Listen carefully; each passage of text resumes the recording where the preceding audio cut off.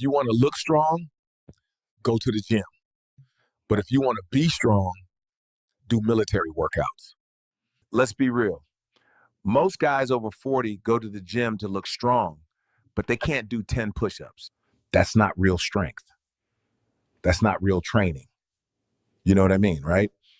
Tomorrow, we are starting a 28-day military workout challenge for men who haven't exercised in years.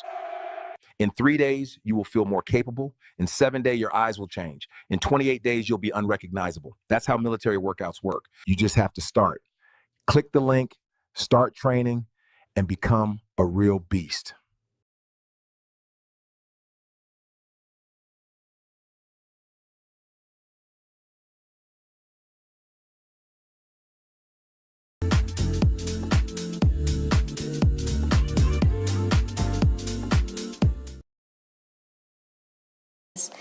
If we can start with a little bit of housekeeping. Yesterday, there were a couple of issues that arose and some documentation I promised to provide. So the first is the Transnet scheme that we projected. The second is the ballistic comparison that we compiled. And then the third, you will recall when the witness returned to dealing with the meeting with General Shibiri, we referenced that at a later stage she discovered in Mr. Matlala's phones that General Shibiri had constant communications and exchanges of money there. So we've also compiled those WhatsApp messages for ease to be attached to this set of papers. So Ms. Nube will hand these up. Ms. Bowe, you haven't forgotten that you also need to reference the stocking, whether it's pictures. 12. Remember, the witness said from the 12th, 13th, 14th, 15th, 16th, Mr. Swart was stalked or scouting. They were scouting.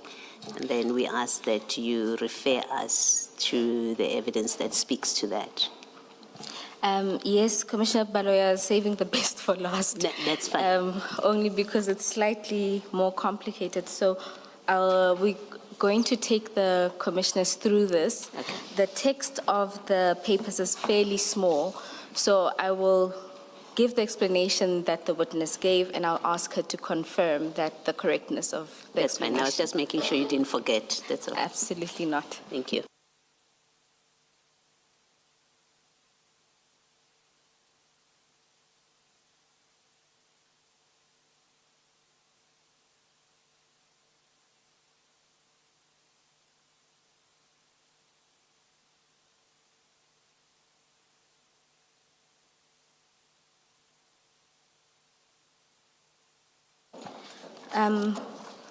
Commissioners, you will recall yesterday that witness B explained that what happens first, or perhaps to deal with the terminology on the schedule that was handed up for ease.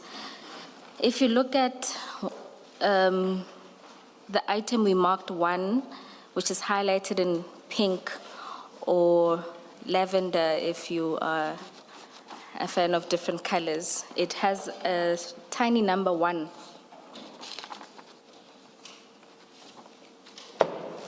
Can our technical people assist here? My colleague, Commissioner Kumalo's screen is blank, but we should continue so long. But let's continue so long. So the version that will be on your screens is redacted because that is the version we're also displaying for the public. So it may be better to refer to the tiny text one printed. So there's a 1, there's a column, the first column is date and time, the second is record type. So you'll see it's either MS originating or MS terminating. So terminating is for incoming calls, and originating is where the user initiates the call. So these call records were obtained from Mr. Molefe's phone. So if you then go to the first one that we've marked, and that happens on the 12th of April at 11:36, you will then see that Tau receives a call from Mr. Molefe. So, can you see that? And then the second of relevance is at 11:43. Tau makes a call to Mr. Molefe. Commissioners, I'm not sure you have the annexures from witness A.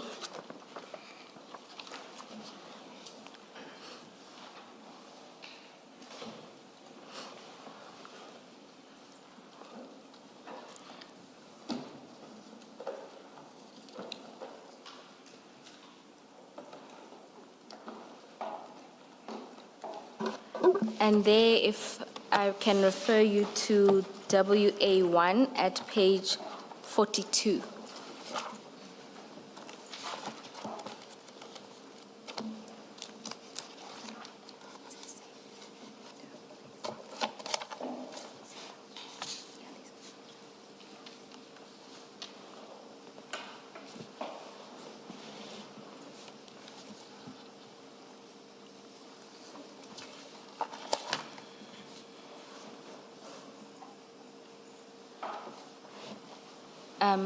If you don't have them at your disposal, if you check the screen in front of you, it's displayed, and this set of records is now from Mr.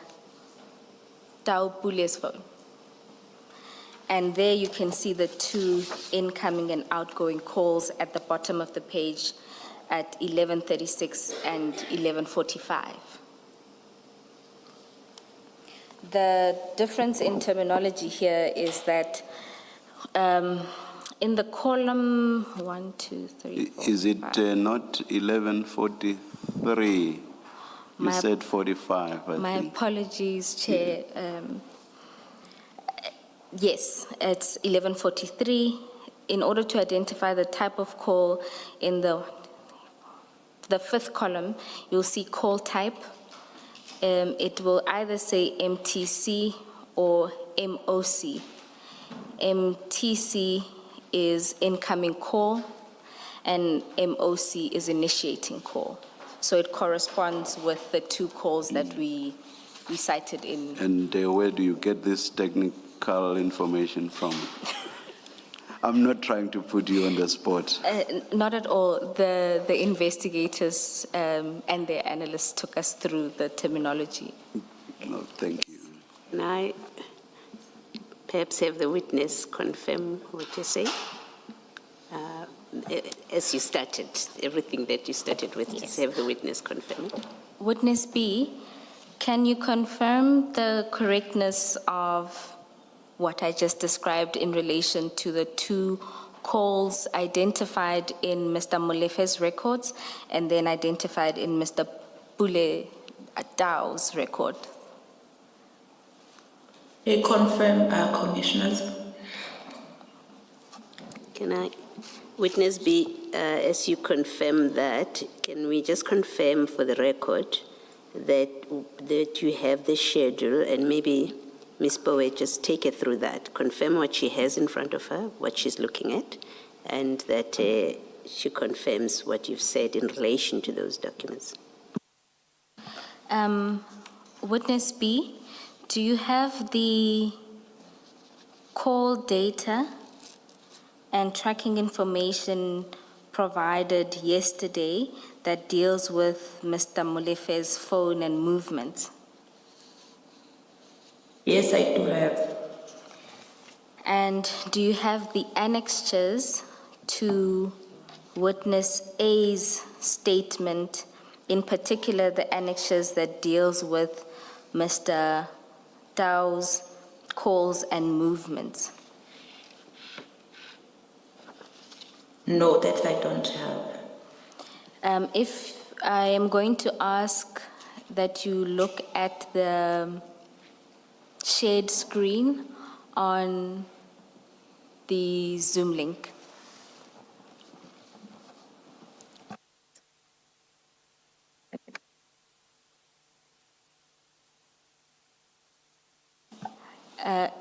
Can you see the table that's displayed that deals with Mr. Dow's call records? The call at... Yes, I can see. Yes, the call at 11:36 and at 11:43. Yes, I can see that.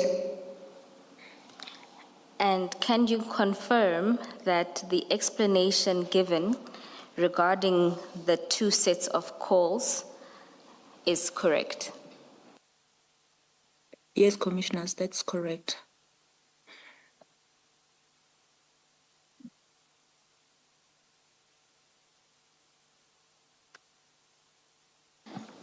Commissioners, then at 12:16, sorry, and this time is reference to WA1. Witness B is also on the screen, and this is where Mr. Bule Tau arrives at Mr. Molefe's residence.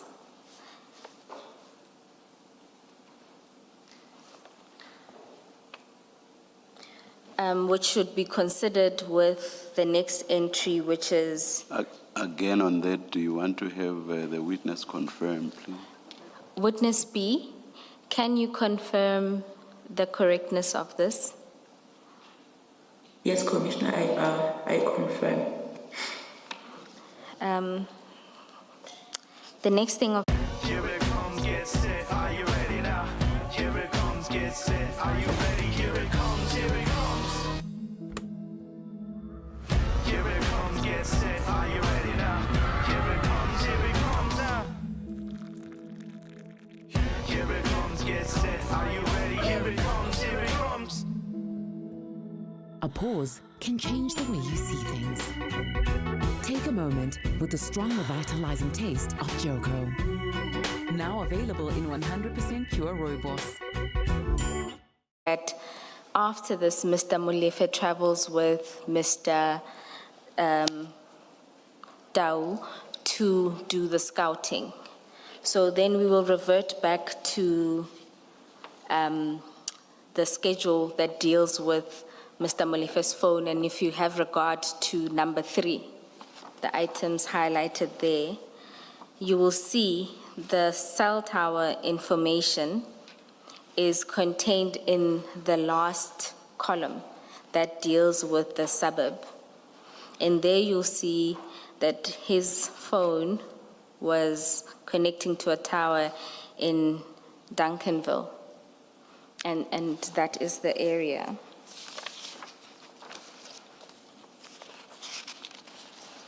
Both phones Yes. both phones appear to be, but again, let's have the witness confirm. Yes. So there are 3 and 4, 1, 2, 3, 4 entries that say Duncanville in respect of the 2 cell phone numbers. Yes, so that's just to confirm that the phones were there and were making calls while they were there. Yeah. And we'll refer to another statement just now, if I can just have witness B. Witness B, can you confirm that this is correct, that Mr. Molefe's phone was pinging in a tower in Duncanville alongside the phone of Mr. Dau? I confirm, Commissioners. And just inform us what again, it may have been mentioned before, what again is an originating base station? I do see the originating suburb and the base station. Harrington ATC, four entries of that. Would it be what we colloquially call in my language, ipali yakwa Vodacom, ipali yakwa MTN, pali being pole? Chair, we'll ask the witness to confirm, but it is that explanation that one is a broader area. and- Witness, let's just Witness get B? witness B to explain. Witness B, Witness what's B? an originating base station? Commissioner, my understanding of that it's the tower.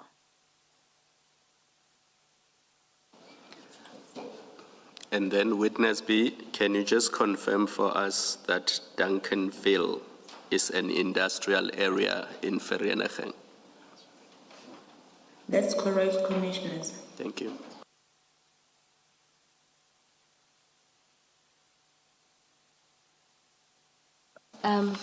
Commissioners, you'll then see on the same schedule marked number 4 is the distance between the tower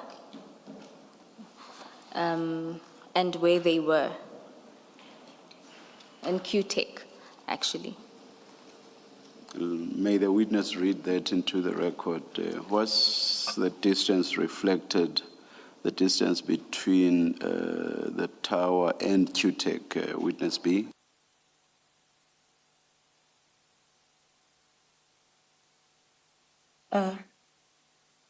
It's 504 meters. 44, not 4. 544. Sorry, Commissioners, it's 544 meters. Yes. Yes, Ms. Bowie. And the last aspect in this regard, I'll ask the commissioners to have regard to CJC4, and that is the Molefe bail bundle at page 40 to 41.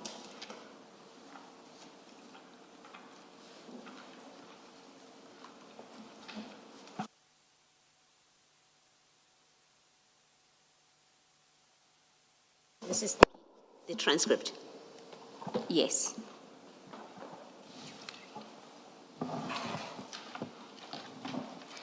You will recall that the witness testified that when asked about this, the response given by Mr. Molefe was that he had left his car, his cell phone in Mr. Dow's car. And reference to that response is at pages 40 and 41 at paragraph 19. It starts at page 40, at the very bottom of the page.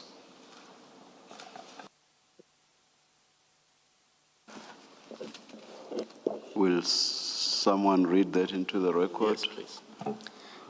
It reads as follows.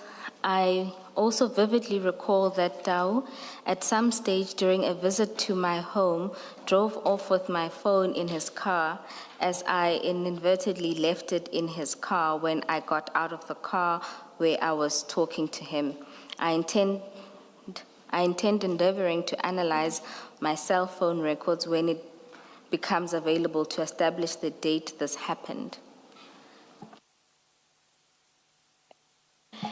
The witness testified that this was unlikely because of the incoming and outgoing calls at that period, and those are demonstrated at number 3 on the records.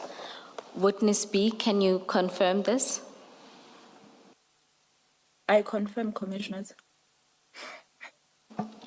Commissioners, I hope we have done justice to the cross-referencing requested. As I understood it, and I may, please correct me if I have forgotten part of yesterday's evidence, the witness's evidence yesterday was the stalking started from the 12th, the 13th, 14th, 15th, 16th. And so we've just discussed the 12th. Is there any 13, 14, 15? I think I remember the 16th. What about the other dates? Commissioner Baloyi, you are correct that she referenced multiple dates. So the first one was to confirm that that scouting happened with Mr. Molefen's presence. And if you have regard to WA1 at page 44, witness A dealt with the scouting that happens on the 13th.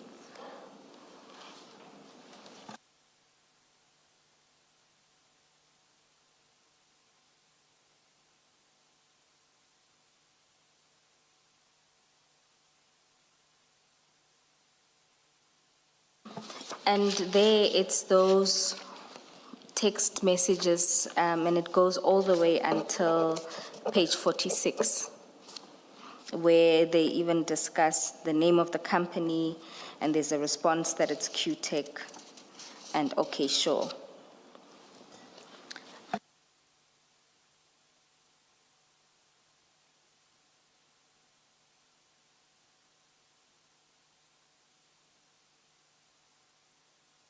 Then at page 48, you will see there, that's the correspondence with the individual called Lerato, where they were asking for car registration details and confirmation of the people involved. And then on page 49,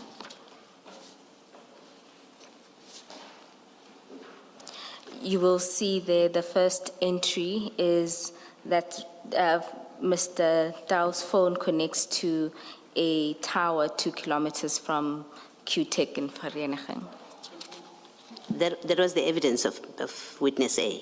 All right, that's all I needed. Does it cover all the dates, or are you still continuing, Ms. Bowen? Witness A then also covered the 15th, and the evidence to support that is at page 50.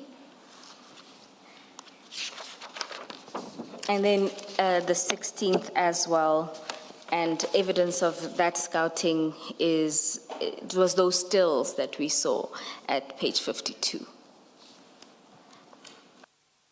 And then the 17th, of course, was the date of the murder.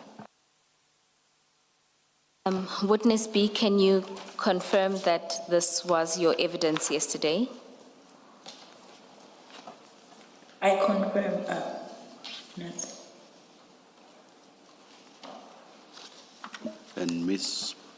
Bowen, the few documents, in particular the one with the information on the incoming and outgoing calls and the originating base station, the originating suburb, and so on, we must give them exhibit names. Certainly, But Chair. at least that's far you've dealt with this one. So let's give this one an exhibit name. Yes, we are at CJC 6, because CJC 5 is the bundle that has the kidnapping cases that are sitting with IPID. So the next in line, without putting it in that batch, would be CJC 6. Yeah, I think we must have a running exhibit numbering.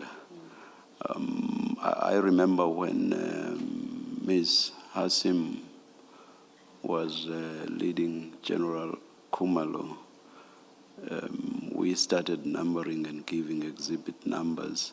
I think exhibit numbers for these should flow from this. It should not be per witness, but it should be a running list. Chair, they do. So Ms. Hasim stopped at CJC 3. So CJC 4 would be the bail bundle, and because it has other items, it's 4.1 to 4.9, I think. And then CJC 5 is next, which has 3 documents within it. So it goes 5.1 to 5.3. So the next in line would be CJC 6. 6, all right. Thank you. It's marked CJC 6 then. Thank you, Ms. Bowen. And we describe it as what? Tracking and cell phone data schedule? What should we call it?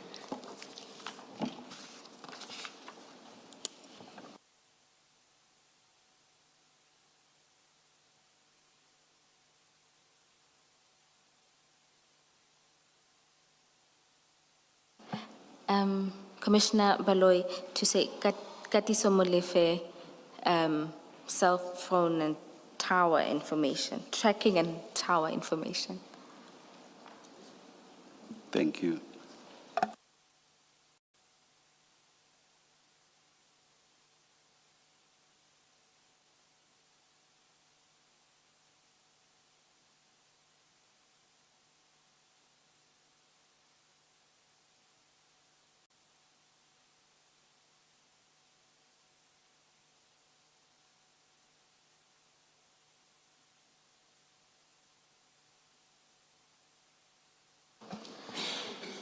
Chair, I wonder if the Transnet scheme will just be slotted in to your notes, or do you require this to also be handed up as an exhibit?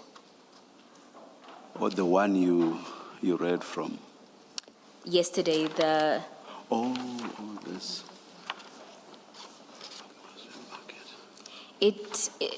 it's not a self-standing document, as it were. It is just for ease of reference. I think it may end up being unwieldy if we mark everything that comes up on screen, so perhaps not.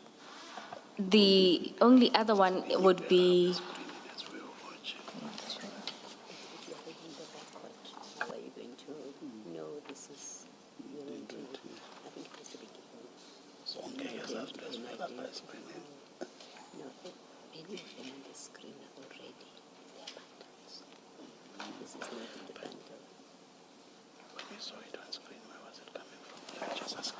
When we saw this on screen yesterday, where was it coming from? That's the document. Was it not in the statement? the description of the events. The one is in tender the statement. at the top, tender manipulation against the figure representing Mr. Lucky Molefe. Then below that, there's QTech, there's SK Group, there's Transnet. Is this not in the statement?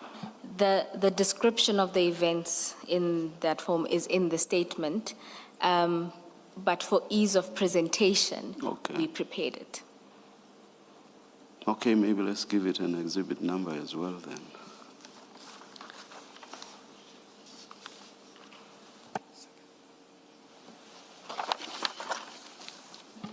Chair, this would then be CJC 7. And you describe it as? Infographic depicting Transnet scheme.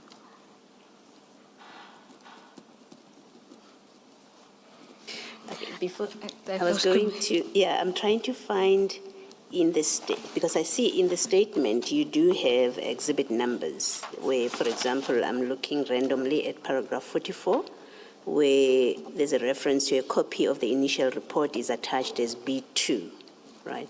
So because this, which is in this infographic, is contained in the statement, I thought you could follow that B sequence.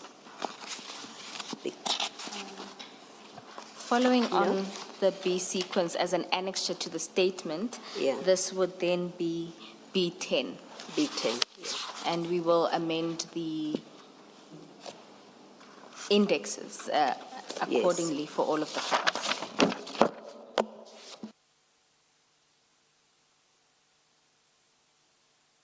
So we forget about CJC 7. Yes.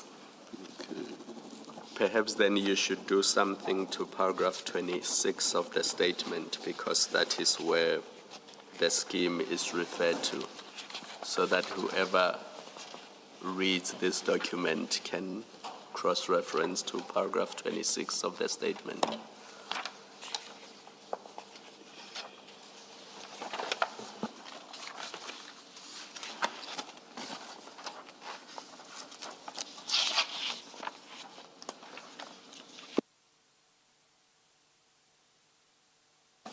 We will do so, Commissioner Kumalo.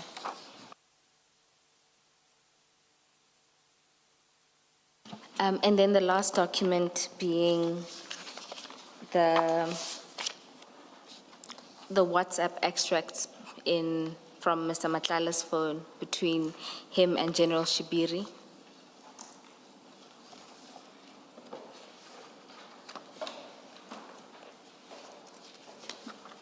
Do these not appear somewhere already? And if they do, are they not marked?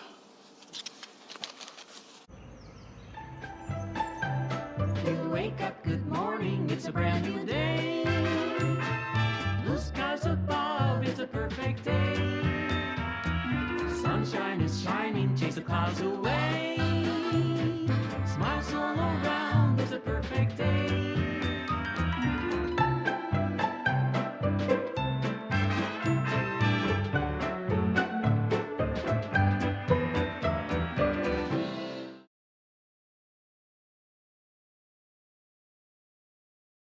Because it's here in front of us now, let's mark it here.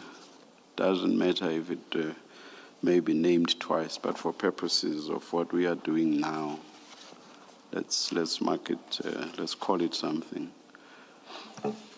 I propose then, Chair, that we mark it as part of the statement as Annexure B11.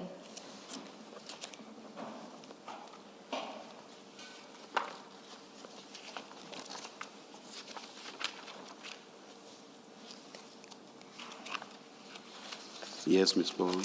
Oh.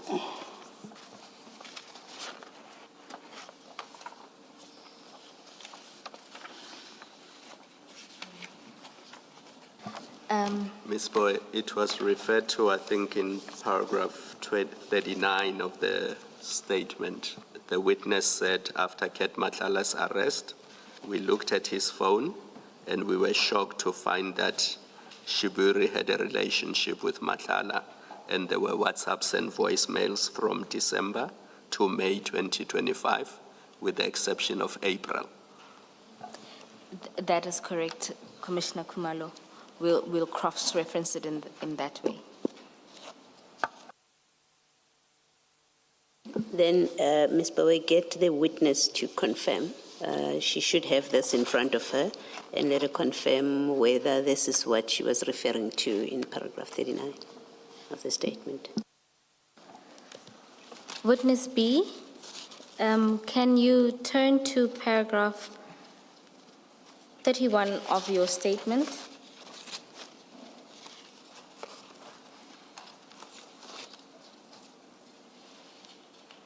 Yes. My apologies.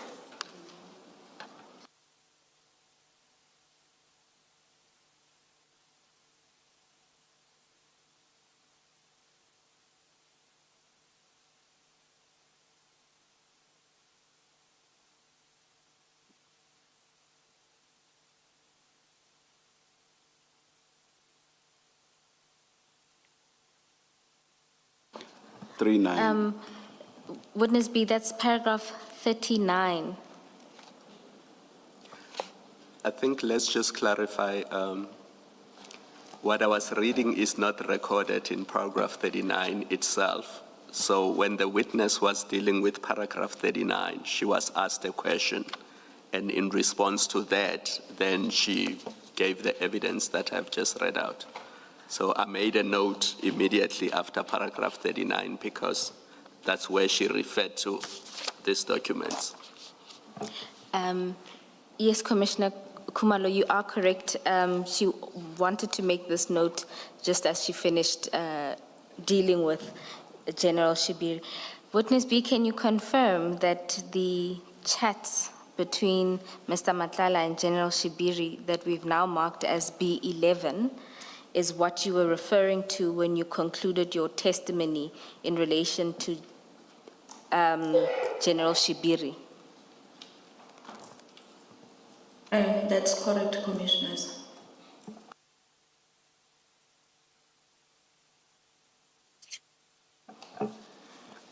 Commissioners, that concludes the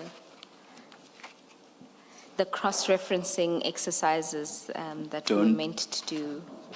Thank you, Ms. Bo, but don't you want to refer us to the ballistics report, the rectified report? You have given us something on that as well, a one-pager. Commissioners, that was just to assist when reading, because it's often difficult to open both documents at the same time. I didn't propose that we include it as a annexure. All right. No, thank you then. Thank you. You may continue, Ms. Bowe. Commissioners, we will resume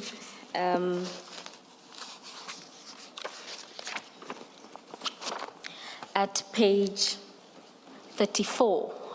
The witness's next topic is the involvement of crime intelligence and the PKTT. Witness B, in paragraph 93 and 94, you talk about a meeting that happens facilitated by General Mbuso Khumalo on the 4th of November. Can you take the commission through this?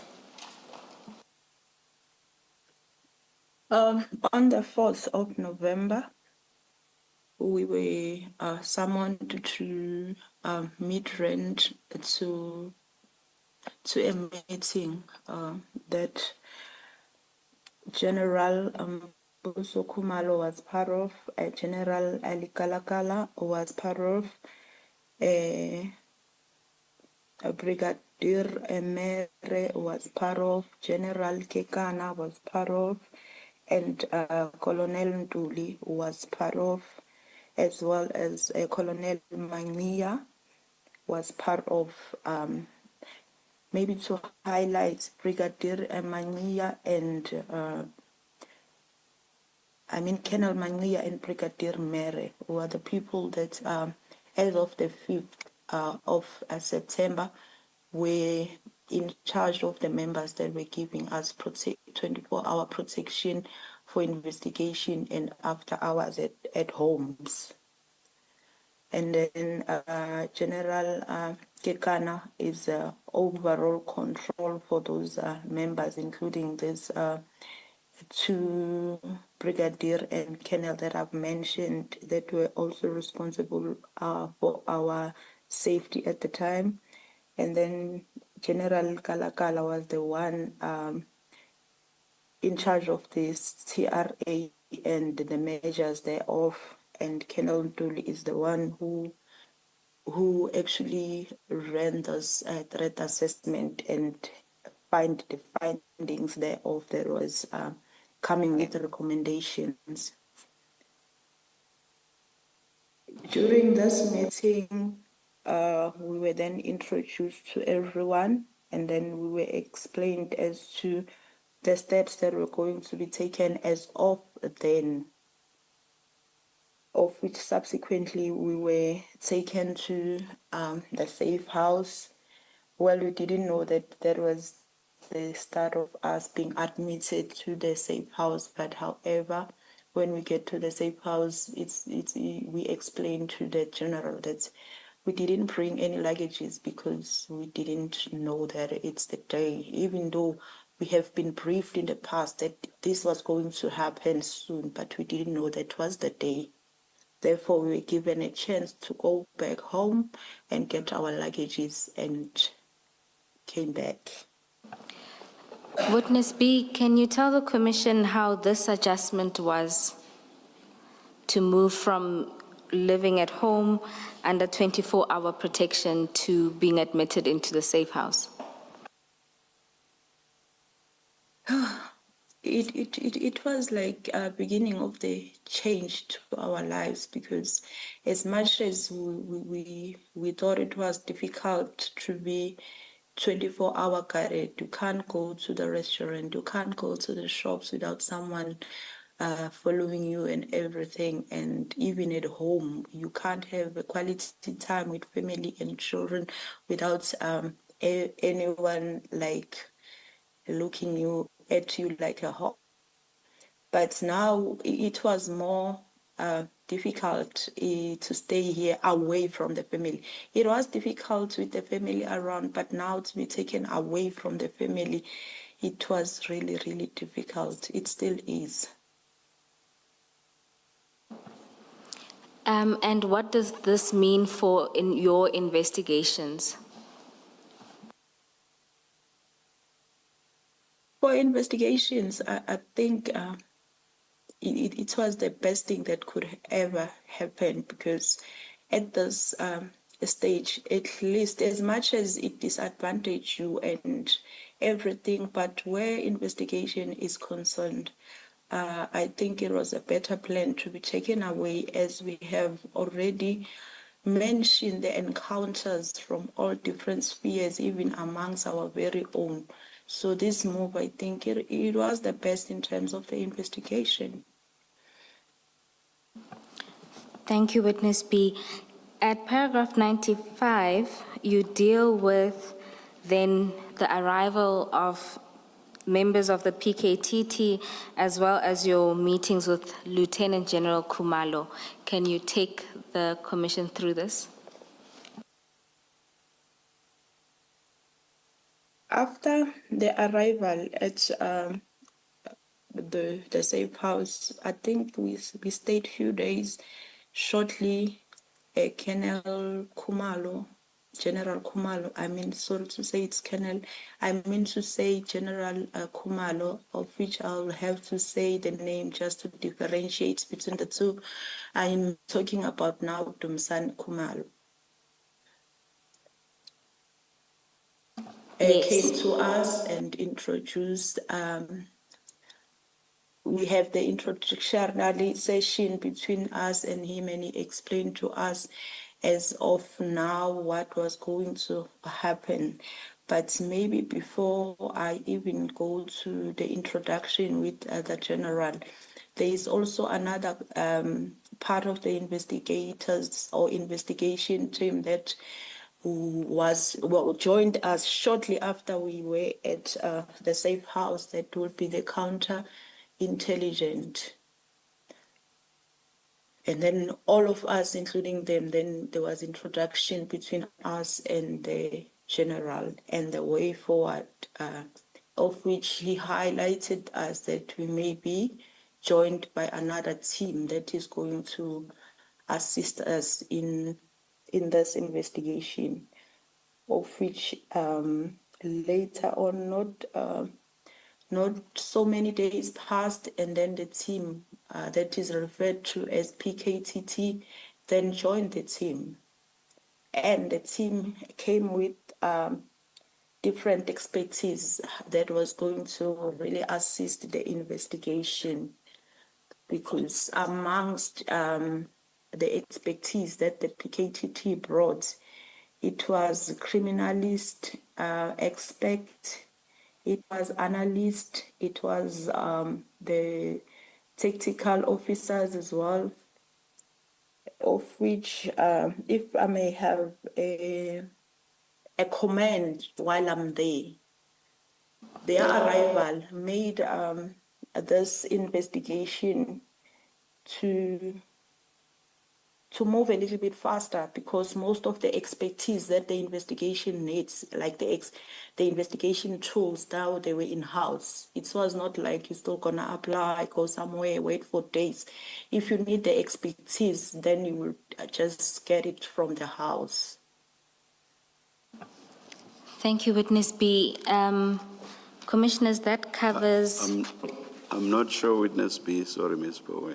I'm not sure whether you counted all the various types of expertise. Maybe you did, but at paragraph 96, you describe this as a multidisciplinary approach with various technical capabilities built in, including ballistic experts, DNA experts, analysts, and tactical officers.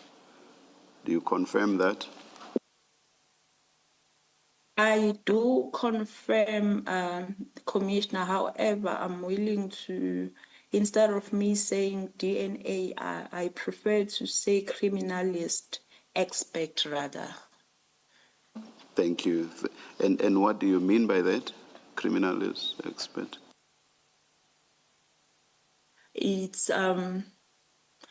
It's the expertise from, instead of saying from local criminal record, because it's not at that level anymore, but it's at provincial. That's how now it's addressed rather. Thank you. Witness B, at paragraph 97, you talk about the arrival of witness C. Can you tell the commission about this? Yes, Commissioners, on the 2nd of December, and then witness C joined the team, and he was briefed also on the case of Swart. Was he also from the PKTT or not? He was, but he came on the 2nd, like alone. Witness B, just to clarify, was he joining as part of those supporting in the PKTT or coming in as another investigator to join yourself and witness A? Maybe to clarify this, as I've said, the specialities of everybody from PKTT. Let me say for him, he came from the investigating part of it, so he joined the investigation team. Thank you, Witness B. You then talk about, at paragraph 98, the planned operations that were going to take place in the days that follow. Can you take the commission through those? Yes, Commissioners. On the arrival of witness C, he was tasked more to focus on different dockets that were there at the time, of which the most focus, myself and witness A, we focused on those matters, whereas he was busy with this one, of which we didn't brief each other daily about it because we were all busy in different taskings. That's why I would like to rather, as we go, stick to the one of Mr. Mlife's case, or should I say Mr. Swart's case, and leave this other tasking that was mainly dealt with by witness C, because he's still gonna come and give a clear indication as to what was happening there.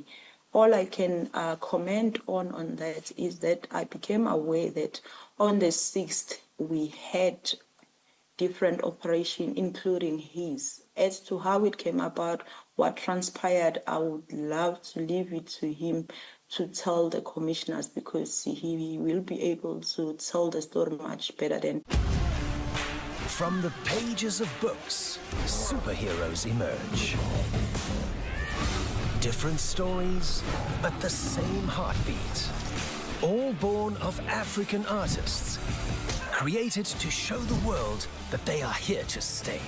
TNT premieres an essential documentary about the rise of African superheroes, Children of Captain Africa, in October on TNT. Investigation since the arrest of the Dawes, with the information that was at our disposal through investigation. At this point, we were ready now to discuss the docket and make an arrest on Mr. Mlife, on the Mlifes, if I may put it like that, both of them. On the 5th, then, we obtained various warrants of arrest that we prepared to execute as soon as we received them, including Lakis and Katisos. And the warrants you are referring to, what types of warrants were these that you obtained on the 5th of December? It was warrant of arrest.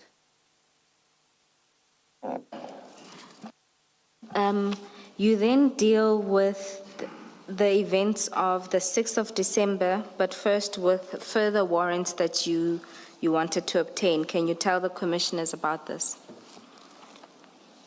Yes, on the 6th, that morning, we started very early with an intention to obtain search and seizures, a warrant of arrest for both operations that were intended Therefore, we had to split because the jurisdictions were different.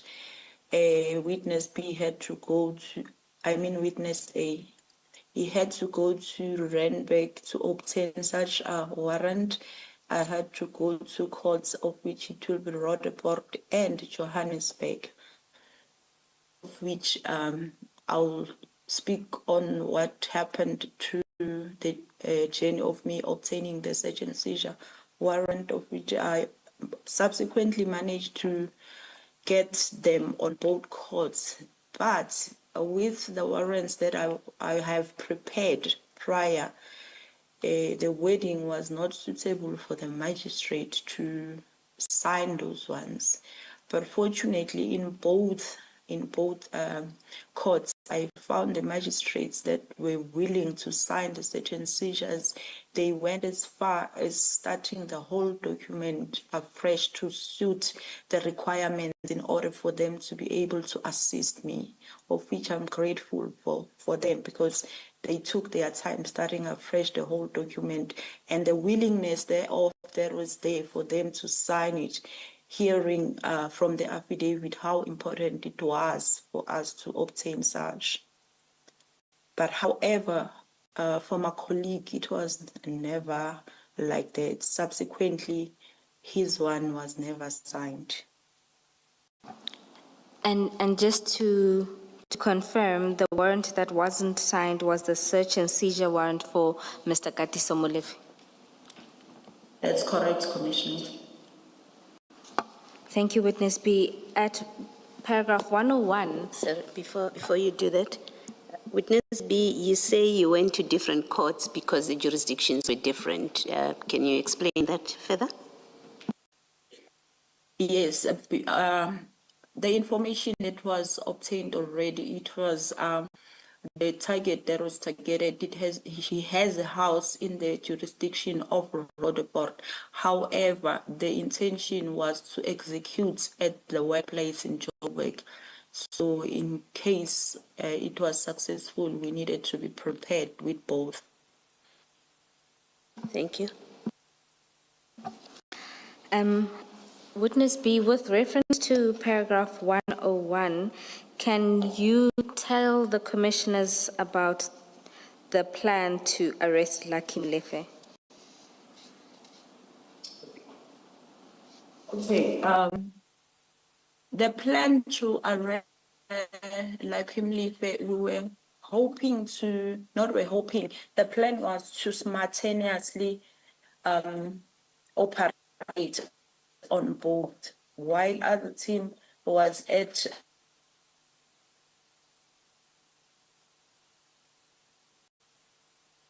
so the execution was Witness supposed to be B? simultaneously. So. Witness B, sorry about that.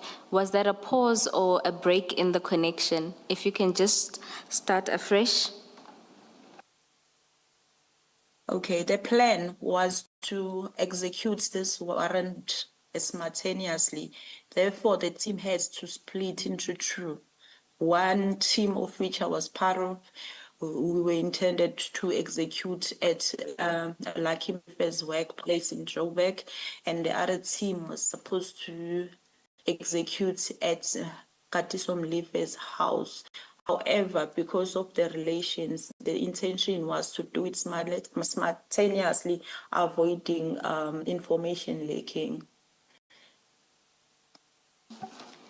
And what happened with the team that you were a part of?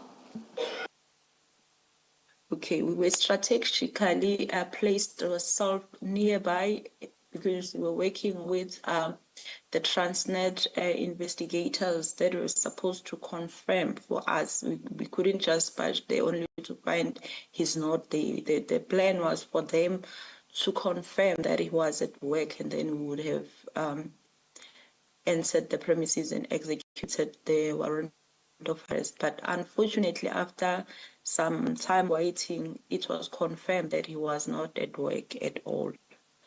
Then we had to withdraw now from that operation to join the other operation, of which it was at Katiso Molefe's house. And at paragraph 103, you then deal with your arrival at the operation at Katiso Molefe's house and what you encountered. Can you take the commission through that? Yes, as much as my team joined shortly after the accused was restrained, but we also encounter these interferences that was there because we were already there by the time where we saw the hawks, of which is the PCI, came in large numbers. And then we also saw an helicopter hovering in that house while we were there. Sure. At that time, I was there, but I also learned that the team has an encounter with a person who later known to us as John Mukhatle, a JMPD officer. I know this because at the later stage we had to do some investigation of which I was part, and I ended up visiting his commanders just to determine if he was there in what capacity, and I learned that he was there after he was released from his workplace because he was unwell. He was supposed to go home and rest, but we find him at the crime scene fully operating, confronting officers that were at work. Witness B, if we can just revert back, take a step back to paragraph 103.1, where you deal with the Hawks or DPCI officers. Were you part of the exchanges that happened there? No, at this point I was inside the house, but each and everything that was happening inside was reported to us inside.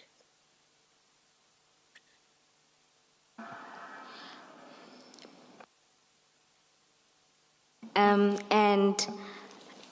then in relation to the helicopter, you testified just now that you saw it hovering.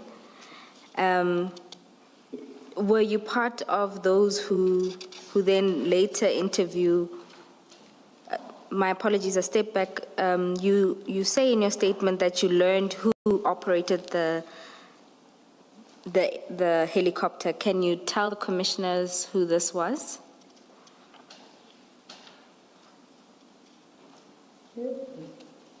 Yes, I was part of that team that went to him to obtain a statement, of which he became to be known to us as Inspector George Raftopoulos. And as part of obtaining a statement, did he explain his presence?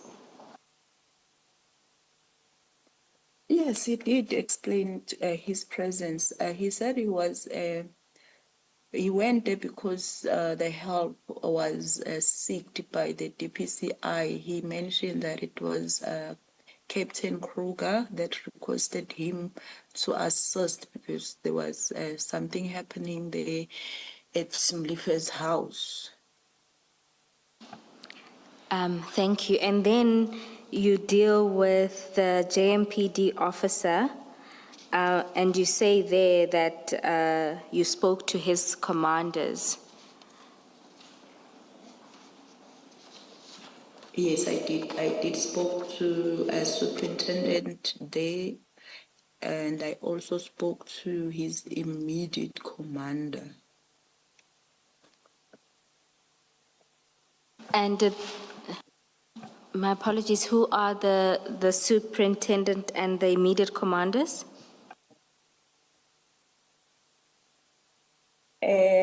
I'll start by saying the immediate commander, that will be Sergeant Zwane. And I don't remember very well who is the superintendent.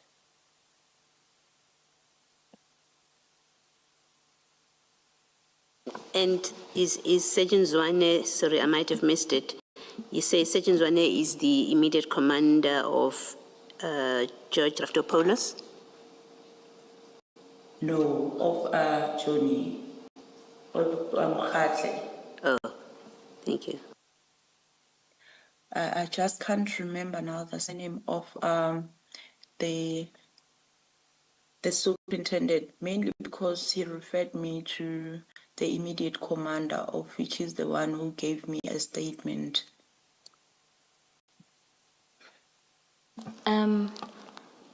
Commissioners, just to be of assistance, the Zwane is Raymond Simpiwe Zwane. And where are you looking, Ms. Bowen? Chair, this, I don't have the particular reference, but it's part of General Khumalo's statement. So we have the full names of the two supervisors. And the Zwane the witness is referring to is Raymond Simpiwe Zwane.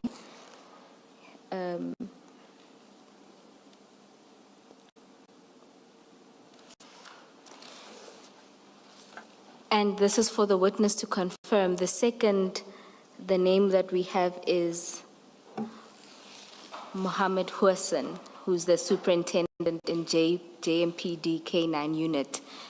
Is that so, witness B? Oh yes, now I remember, because it was not my first encounter with this superintendent. He once helped me on my other investigation. He arrested some of my suspects. Yes, I can confirm it's him.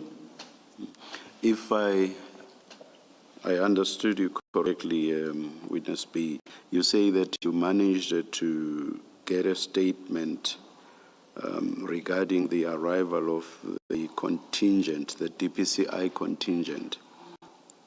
Am I correct that you said so?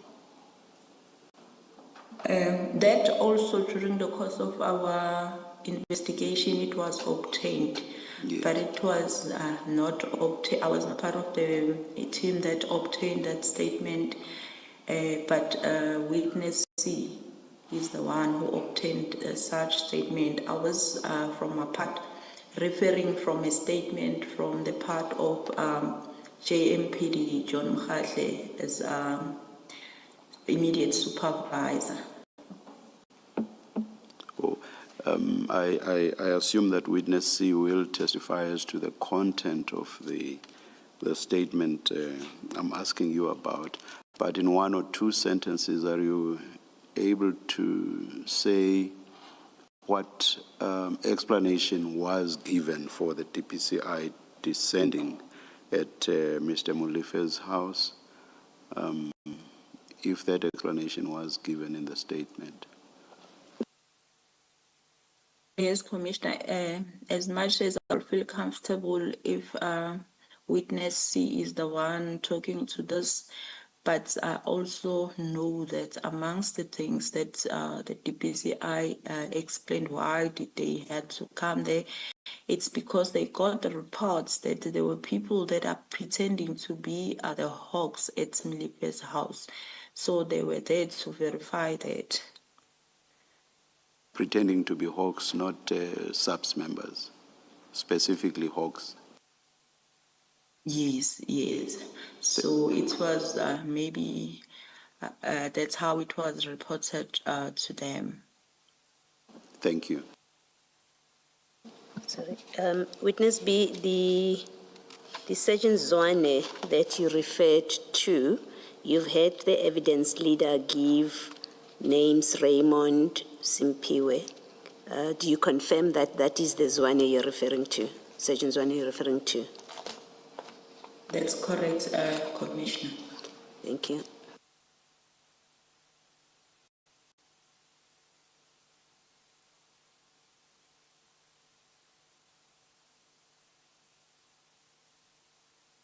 Next slide.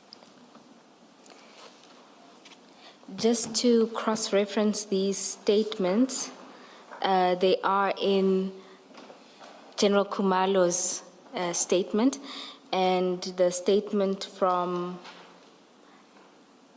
Mr. Kruger, Captain Kruger, is SDK 20 at page 188. The person interviewed from Hawks DPCI is Mokoena. I think it's a brigadier, I don't want to misrepresent, but it's LJ Mokoena, and that's SDK 21 at page 192. And the statement from Mr. Johnny Mokhatle himself is SDK 22 at page 195.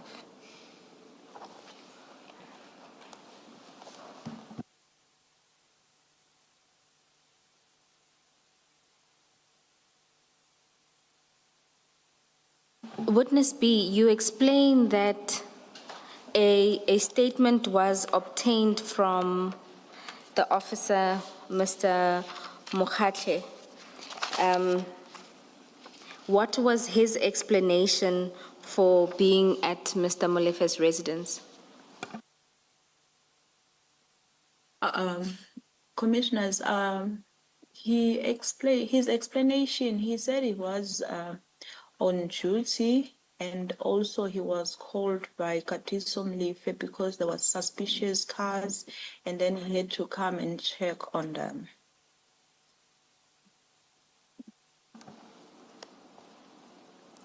And you say at paragraph 103.4 that although he seemed transparent, he minimized the extent of his involvement. What do you mean by this?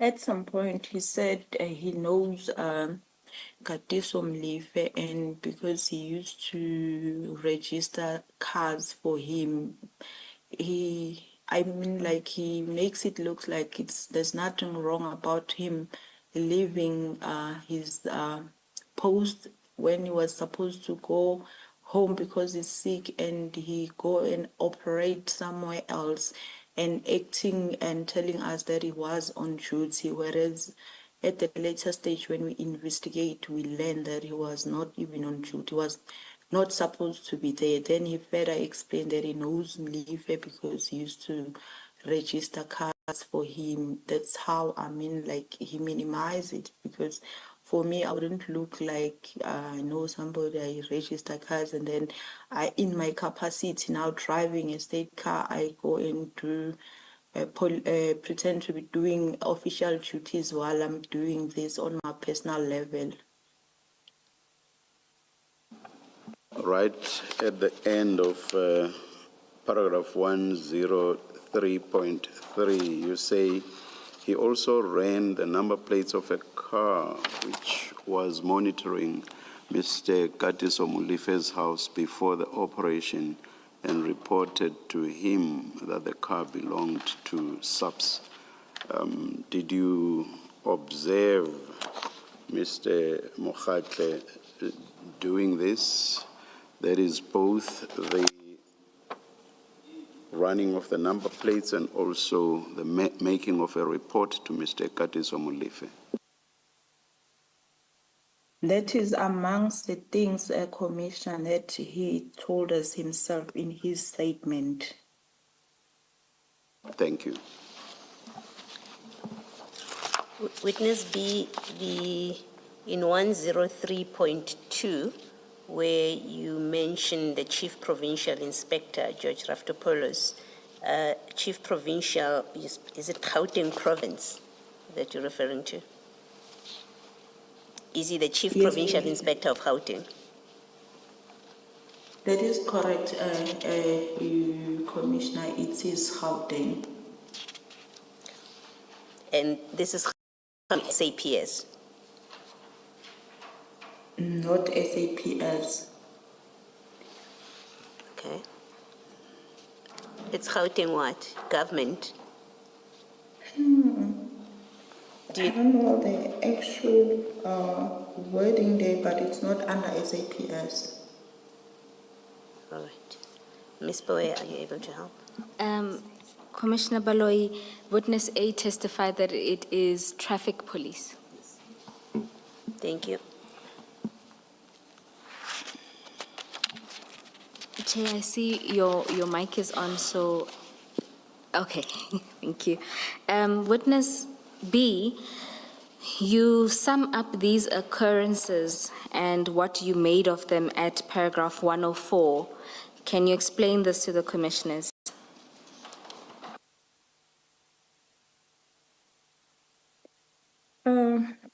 Commissioners,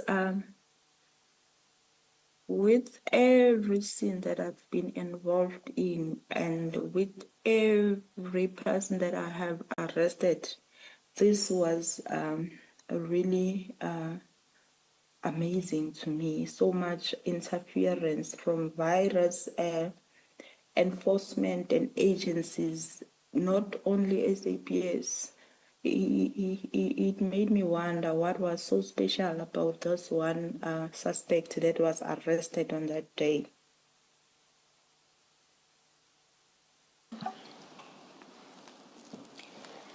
And with the knowledge that you have now, do you have any further comments about the involvement of all of these agencies?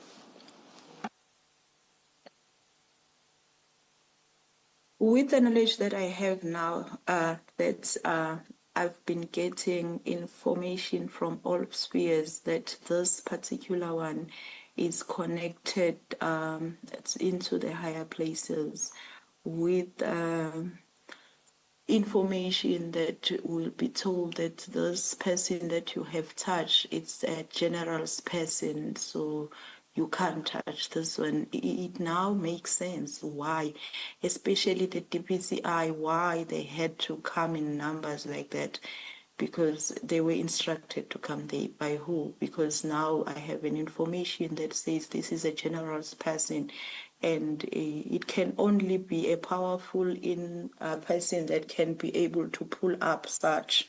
And it makes me wonder now if the PKTT was never part of this operation on that day. It was just myself and witness A. What would have happened to us on that day? Witness B, in paragraph 103.4 of your statement, you say, although Officer Mukhatle seems transparent in his affidavit, he minimizes the extent of his involvement with Mr. Madlanga. Did you mean Mr. Molefe there? Who is the Mr. Madlanga yes, you are Commissioner. referring to? Oh, yes, Commissioner, sorry, it's not Mr. Madlanga, it's Mr. Molefe.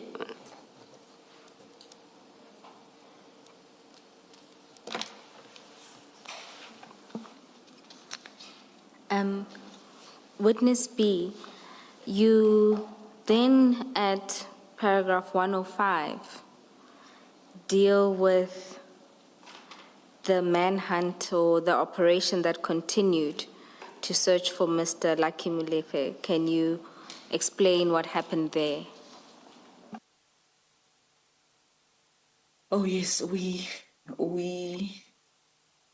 had an intense manhunt after we couldn't arrest him at his workplace, and then we went to all his known address. We couldn't find him. Fortunately, the information kept coming, and we learned that he was being hidden. He was being hidden. There was a deliberate intention for us not to find him. At some point, we got hold of the vehicle that he was driving, and he was supposed to meet with his friend somewhere in Soweto. We proceeded there, but unfortunately, the members of the family, they actively informed him not to go anywhere near that car any longer because we were surveilling it, of which amongst the people that claim as witnesses gonna deal with that, claim that they were kidnapped by us. You could hear from their phones actively telling this suspect to run away from us. And they even went as far as involving some other people other than them, that they were part of defeating these ends of justice, saying that they are willing to protect him. There was messages from the members of the Big Five that said, we are willing to take the boy under our wing, make sure that the police, they don't get hold of him.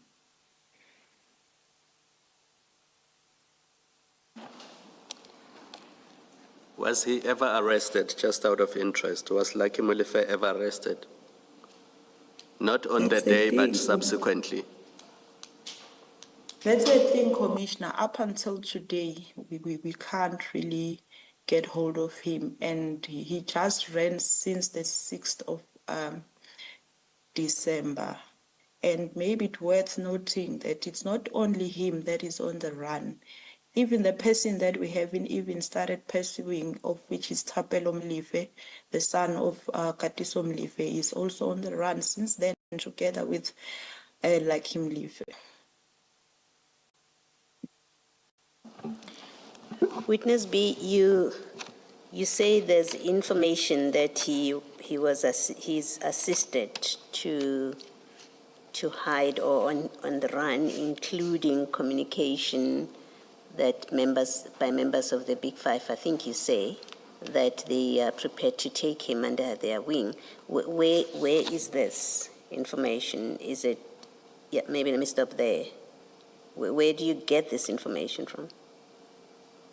This information, Commissioner, as we were busy in the course of arresting, eventually the person that was supposed to meet with him confronted him. And then there was this conversation, that was this constant phone calls, because at the point, the people that we're talking about, that they were defeating these ends of justice, they were not aware now that we're having this guy, and every communication, every phone call that they were making to him, we were listening to. However, there is further WhatsApp voice notes, even though when you do more investigation, we got the clarity that those people that are referred to as Abu Baba in that voice recording, it's actually the Big Five. But that is an explanation. But from the voice note itself, if it can be made available to the commission, you'll hear that word saying Abu Baba, they saying they can take this boy under their wing as long as the police, they can't get hold of him. So what you say in your evidence, I understand you, and am I correct to understand you? Maybe let me restart. Am I correct to understand you to be saying that Mr. Lucky Molefe, as he is on the run, also enjoys the protection, or maybe enjoying the protection of the cartel that we have been told is called the Big Five? That's very correct. That's what I'm trying to say, Commissioner. And these recordings that you are referring to, you have listened to them, you've heard them, those communications? Yes. Thank you. And just before you move to the next topic, in paragraph 105 of the statement, you say, after Katiso Molefe's arrest, we carried out a manhunt for Mr. Lucky Molefe until the early hours of 9 December. But that is 3 days later. Did you mean 7 December 2024? Did the manhunt go on for 3 days? Yes, Commissioner, we didn't sleep. Shortly after, if we slept only 2 hours and we continued. If we slept, the most we slept 3 hours and we continued until we had to come and prepare ourselves that early morning for the court.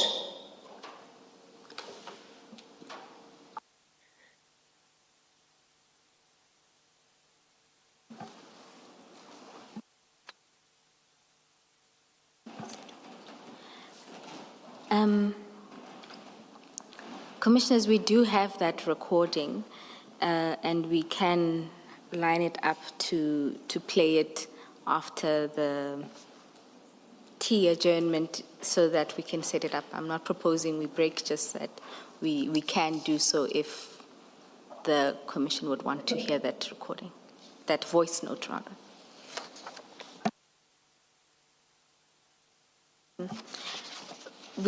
Witness B, your next topic is the additional causes of concern, and in particular, you deal with a call that Witness A received from General Shibiri.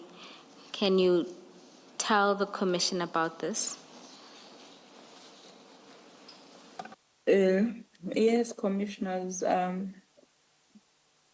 On this day, it was on the 16th, and I was together with Witness A, and then he received a WhatsApp call, of which I know that he already spoke much about this call in detail, but I would like to only go in detail on what I found it concerning mostly for me.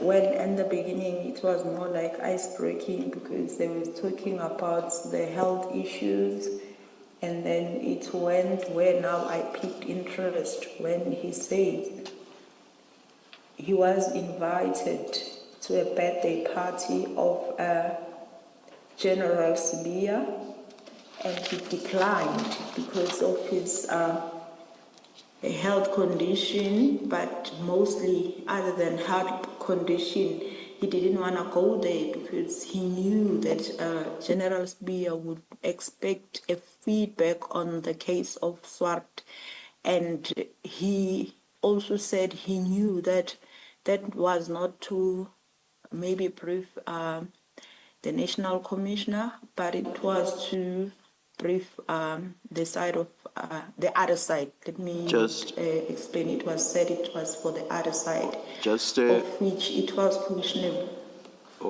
and witness B, that you were able to hear this, had witness A put General Shibiri on speaker?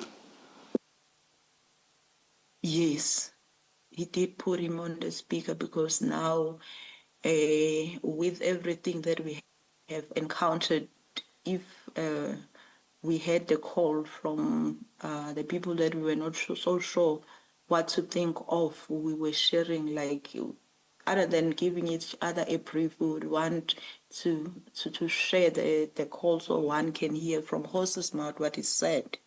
Thank you. And Ms. Poe, I see that there's an issue with the numbering here. It says the main number is 106, and then instead of 106.1 and 106.2, you have 80.1 and 80.2.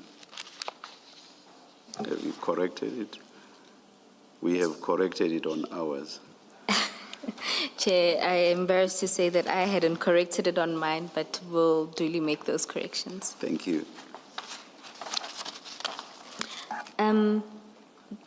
Witness B, you go on to talk about the other parts of the phone conversation.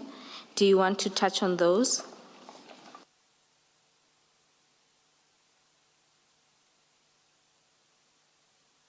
I would really actually like not to go into those ones because they already are out there by the witness A.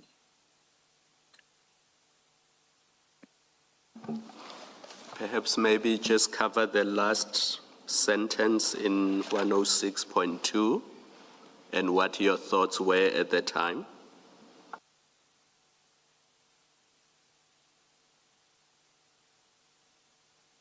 Nesby, can you hear me?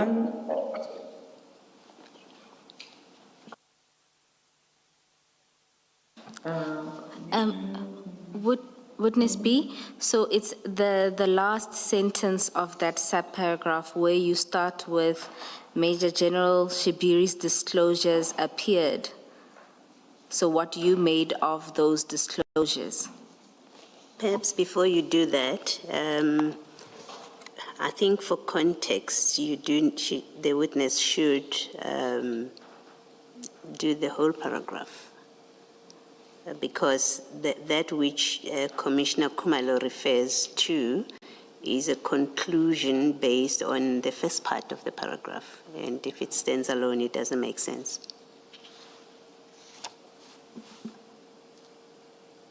Advocate Pua, the challenge we have, as Chair has correctly pointed out, the witness struggles with reading.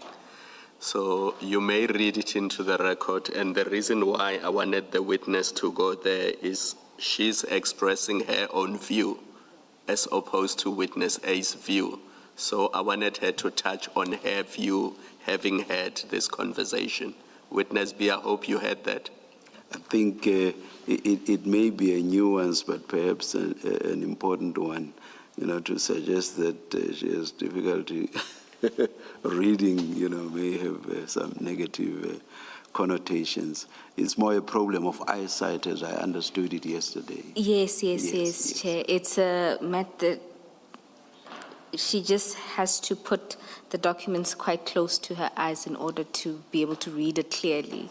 And that whenever I'm sure you've picked up that whenever we've asked her to read something, there will be silence for a while, and that's just because she has to adjust the papers. Perhaps you should do what I think it was Commissioner Baloyi who said you should read this into the record, or was it Commissioner Kumalo? I'm not sure now. Just the first part, or the whole paragraph. The whole paragraph. Yeah, only because in that last paragraph that Commissioner Kumalo correctly refers to, that we should hear something about it, that speaks about disclosures, but the disclosures are in the first sentence. So you have to say what are the disclosures about which she then expresses an opinion. Yes, and it reads as follows. Major General Shibiri further informed Witness A that Molefe is part of a group of 5 individuals with interests in mining in the Northwest Province. Amongst these associates is a person known as Zay, a Zulu individual residing in Sandton who maintains friendships with Julius Malema, who is close to Lieutenant General Sibia. Major General Shibiri's disclosures appeared intended to underscore the magnitude and complexity of the case, as well as the significant status of persons of interest, while simultaneously distancing himself from any involvement. Witness B, can you confirm this? And if you still do, comment on this paragraph. Commissioners, yes, I can confirm this. And the reason why I felt this way, it's because seemingly every time there's an encounter between us and him, he keeps dropping names that carries weight. And for me, it looks like it's a sort of trying to intimidate you in a way to say, look at how powerful the people are having interest in this.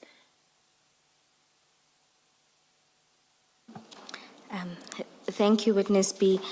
It is 1 minute before tea, Chair, and we are about to move on to a new topic.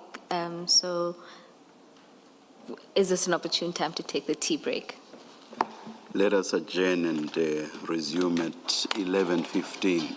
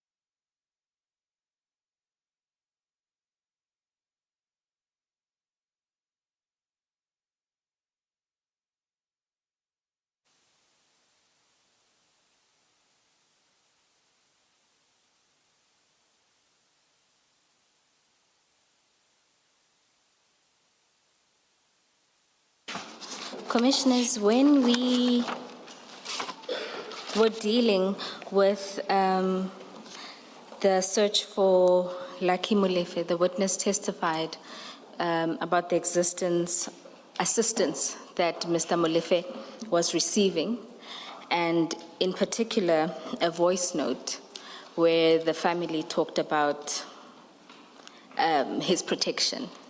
And so we do have the recording, two recordings, but prior to playing them, I just want the witness to confirm where these recordings come from. Witness B, can you explain where these recordings come from and how they were obtained? Yes, commissioners. During the quest of finding Mr. Lucky Molefe, we had encounters with the characters by the name of Lebo Molefe, of which during interviewing he voluntarily gave her phone for investigation. That's where one of the recording comes from. Another one, it's from the partner of Katiso Molefe, that she also voluntarily gave for further investigation. There's two recordings, they come from those two phones. When you say voluntarily, do you mean you ask for them and then the two people you mentioned voluntarily handed their phones over? Yes, let me say from the partner, we asked for it and she gave it, and then she said she does not have anything to hide, therefore we can have a phone and search it. And then with Lebu, she's the one who said, I don't know where Lucky is. You can take even my phone and check. You won't find anything because I have nothing to hide. Thank you, Witness B. And these, what's the nature of the audios? It is a WhatsApp voice notes. Commissioners, we will play the two voice notes. Hi, people. I go forward this voice notes to happen. Today, Aska Lika aba anywhere nje. Soweto nje, Joburg, ne? Loko yena kwa. La baka banka karabelo ba mo trapa gore o a gone gore atle. Aska be a leka ba ya story sa anything, because today they are so under pressure. Mo loreng ba tla ba felle today by tonight. Hore ba tsamaye ba court ka hosane, ena se le jwalo ilo senya never sa bantho le reng e sharp. So ba malume ba re ask be a leka ba around, then let's happen re buleleng. Please do tshepo ka o kopa dula o bule mo leng o ka paka koloi, and then just chill wherever you are. Ska a ke se ke reng kopa ska ba atomela ka mo ka o kopa ona go hae re thuse for today. And then I'll keep you updated. Late ke tla romela voice note engwe hape go jotsa go tsala and ska stress ba busy ka yona. Then le eng hape, yeah, close late today. Okay, what's the update? But so far we're getting good results because ba kopane bo mama ba lokisa. So once wa hlaya o lotse ba go sentse ntwe go fela. Before we proceed with the next one, Witness B, can you identify who was speaking in this voice note? Yes, commissioners, that will be a label. And there is a transcript of this, but for purpose of the record, can you briefly describe to the commissioners what was said? It was basically a label warning Lucky not to, or maybe I should also make that clear when I keep saying Lucky, but she says Tshepo. During the course of investigation, we learned that at home they called him a Tshepo. And then she was actually warning him not to come closer to his residence or anywhere, even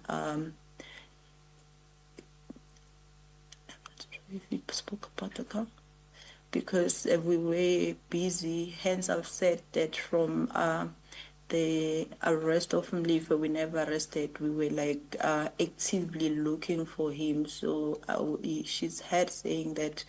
Hence, the following day we were supposed to go to court. She describes us as desperate to arrest him before we do that. Therefore, he mustn't really go anywhere near to the addresses known to us. Even the girlfriend, when she says Karabelo is known to be like his girlfriend. Even if we can trap her to make Lucky to come, she mustn't even listen to her, because it will be us trying to trap him. And just for completeness, the evidence that he is known, his other name is Tepo, can be found at CJC 4.9, which is part of the bail appeal, the second bail appeal, at page 400. It continues on to 401. It's line 21, 2, 3, line 24. And it says, as will appear later, one of her children, namely Tshepo Lucky Molefe, is especially mentioned as a suspect in the Vereniging murder charge. My apologies. Sorry, you said 401?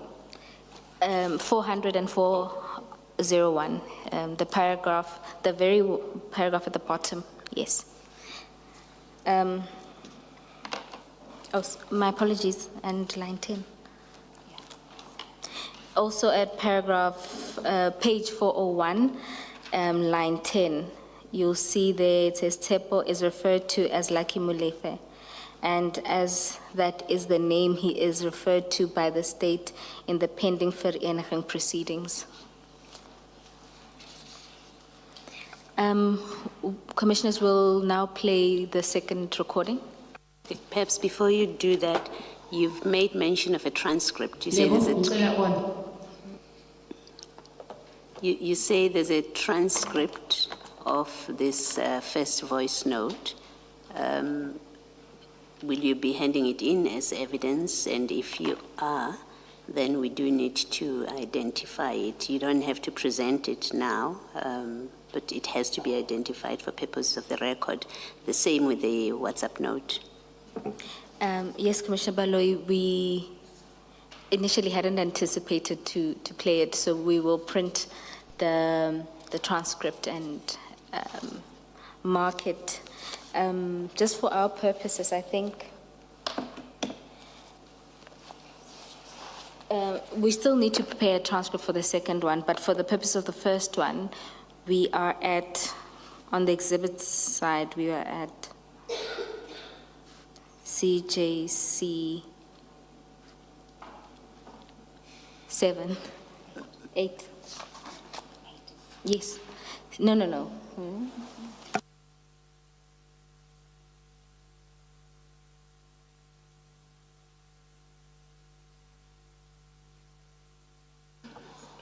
Is it not 7, Advocate It is Boy? 7. Because the other ones, we ended up making them part of the annexures to the statement. So CJC 6 would be the Katiso Molefe tracking and tower info. That is indeed so. Thank you. I want to make a different suggestion, because We are moving between the CJC and the B and the Bs coming out of the statement. We've been doing Bs in the statement, something that's introduced for the first time, arising from the evidence. So instead of CJC, perhaps we should do B7, I think? It would be B12. Is it B12? Yes. And maybe you can then do B12.1, being the voice note itself, and then its transcript being B12.2. We will do And so, then follow and the same similarly for the sequence with the second. next message. You're indebted.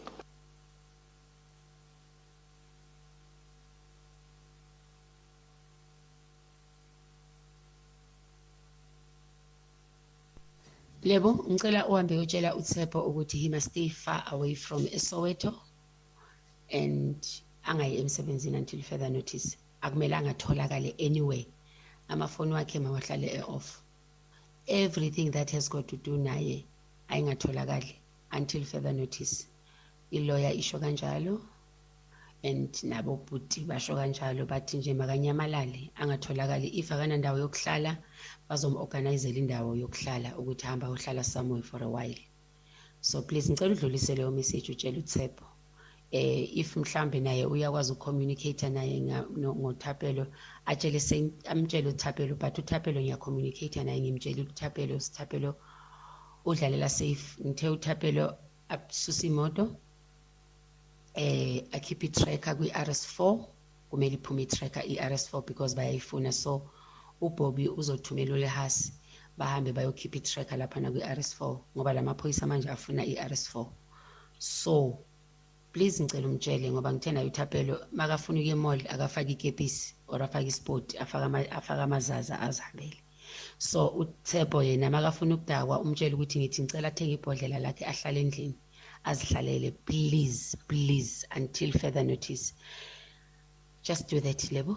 Angazi ukuthi izorisha kanjani kuTshepo ngoba angazi akangifoneli. If uyathola i-chance ukuthi angifonele ngenye number, please let him do that. Please, okay.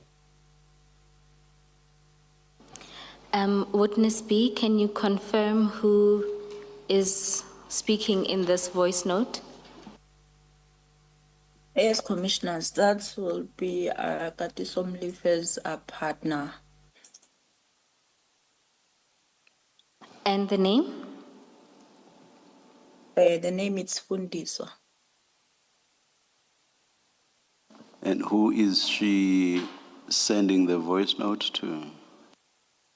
Because She's sending, sorry, Commissioner. I was saying obviously it's not directly to Mr. Lucky Molife.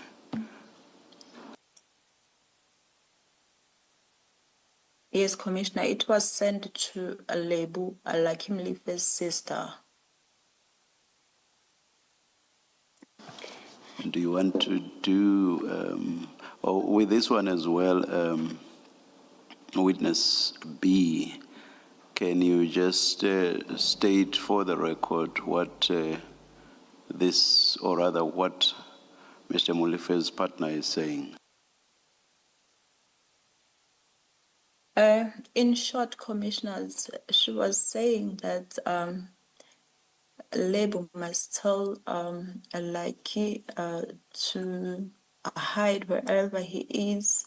He mustn't even go out when he needs to go have some drink. He must have a bottle and have it in the house. And then he must hide the vehicle. In my testimony, I once said we were monitoring the vehicle because we were told that he was driving. That's the vehicle that is being talked about, the RS4, that it must, the tracker on it, it must be taken away so that we won't find it. And there's the name of people there. She says they are going to do that.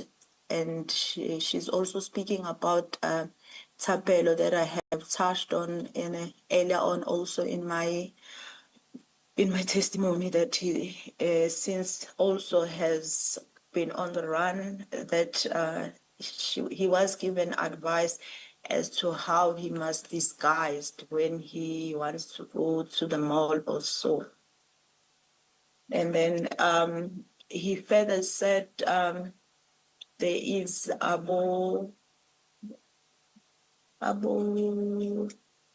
I said Abu Baba, but now when I listen refreshingly now to the voice note, it refers to Abu Budi, that were willing to take him under their wing in order for the police not to arrest him. And witness B, who do you understand Abu Budi to be? Hence, I've mentioned that now that I've done investigation on this Abu Budi and Abu Mang Mang in the previous voice note, they only referred to the Big Five. The previous voice note said Abu Malume, I think. Yes, yes.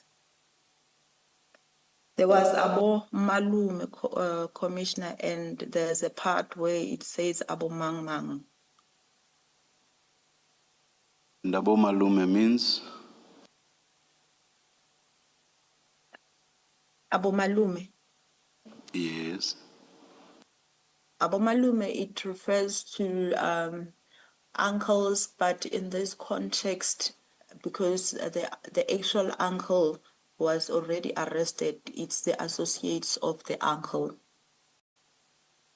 And Nabo Puti, what would that mean? Abu Budi, from my understanding now, after investigation, at that point I didn't know who's Abu Budi. I thought it's the brothers. I couldn't understand whose brothers, but after the recovery from investigation, I learned that it's the Big Five. Thank you. Thank you, witness B. Commissioners, we will then return back to where we were, and that is Mr. Molefe's bail, which is, my apologies. The second voice note and transcript, what do we label them? B12.4, B12.5? B12.2. No, we did B12.1 and B12.2. This is B13.1 and B13.2. Thank you.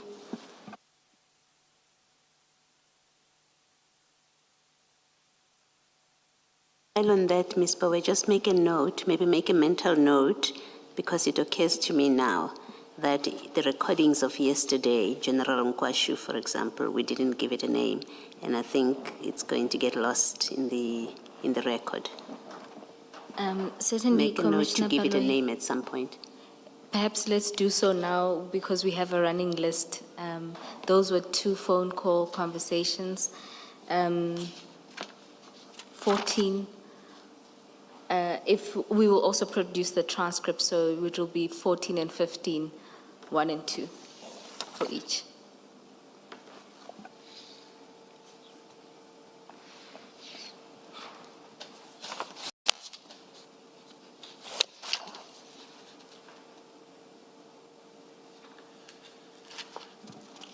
Thank you, Commissioners.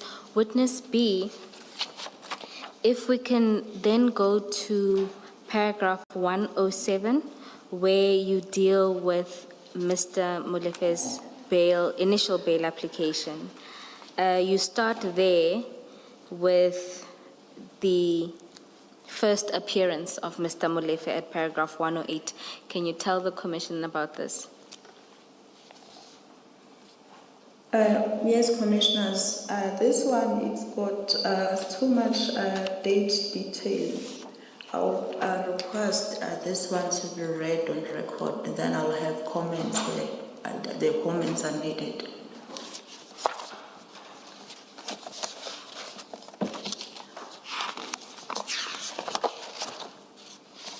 Chair,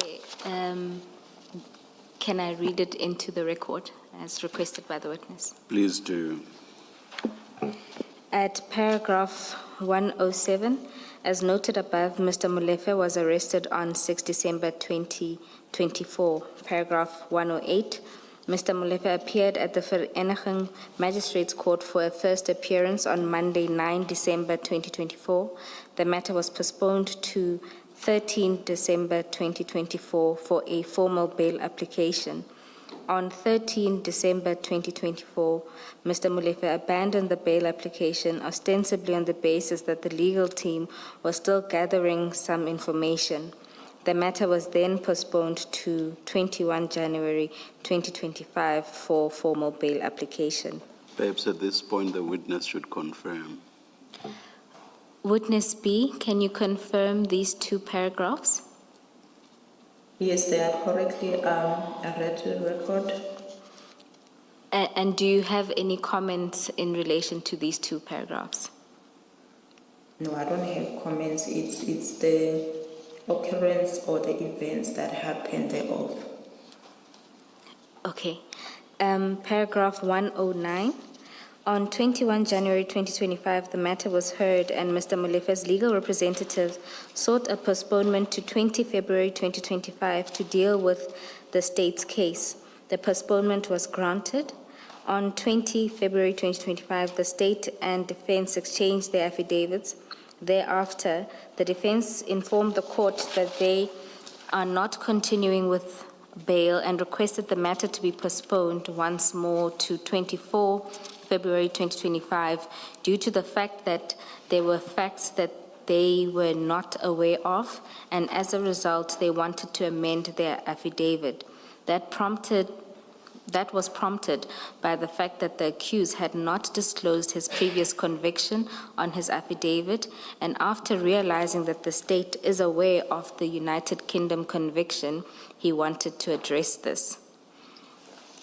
Witness B, can you confirm the contents of this paragraph? Yes, I confirm, commissioners. And do you want to comment on this paragraph? I actually do want to comment, even though it's clearly stated on the statement. But what I want to say is, it's to me it looks like the accused was not honest with court, because he only request for postponement to rectify something that he intended to conceal, because he thought because it's from UK we may not be able to investigate and discover, only to find that when he realized that we have discovered, now he wants to rectify, of which it's unfair. Shouldn't he be given a chance to have a glimpse of what the state had? It would have been a crime, because I understand failing to disclose it constitutes a crime. Witness B, was it you who discovered the previous conviction in the UK? I understand that you were the investigating officer in this case. Yes, through investigation and through Interpol, and that's how we discovered that he actually have a previous conviction.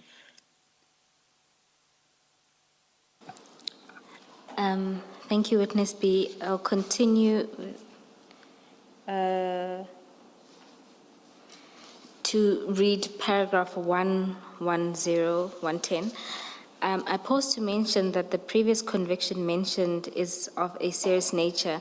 On 24 October 2004, Mr. Molefe was arrested in the United Kingdom and charged with count 1, possession of Class B drugs, count 2, possession of controlled drugs, cannabis, count 3, possession of prohibited weapon, self-loading smooth-bore gun, and count 4, possession of prohibited weapon, self-loading smooth-bore gun. Witness B, can you confirm? Yes, I confirm, Commissioners. And do you have a comment on this paragraph? No, I don't have. I'm satisfied the way it's read to the record.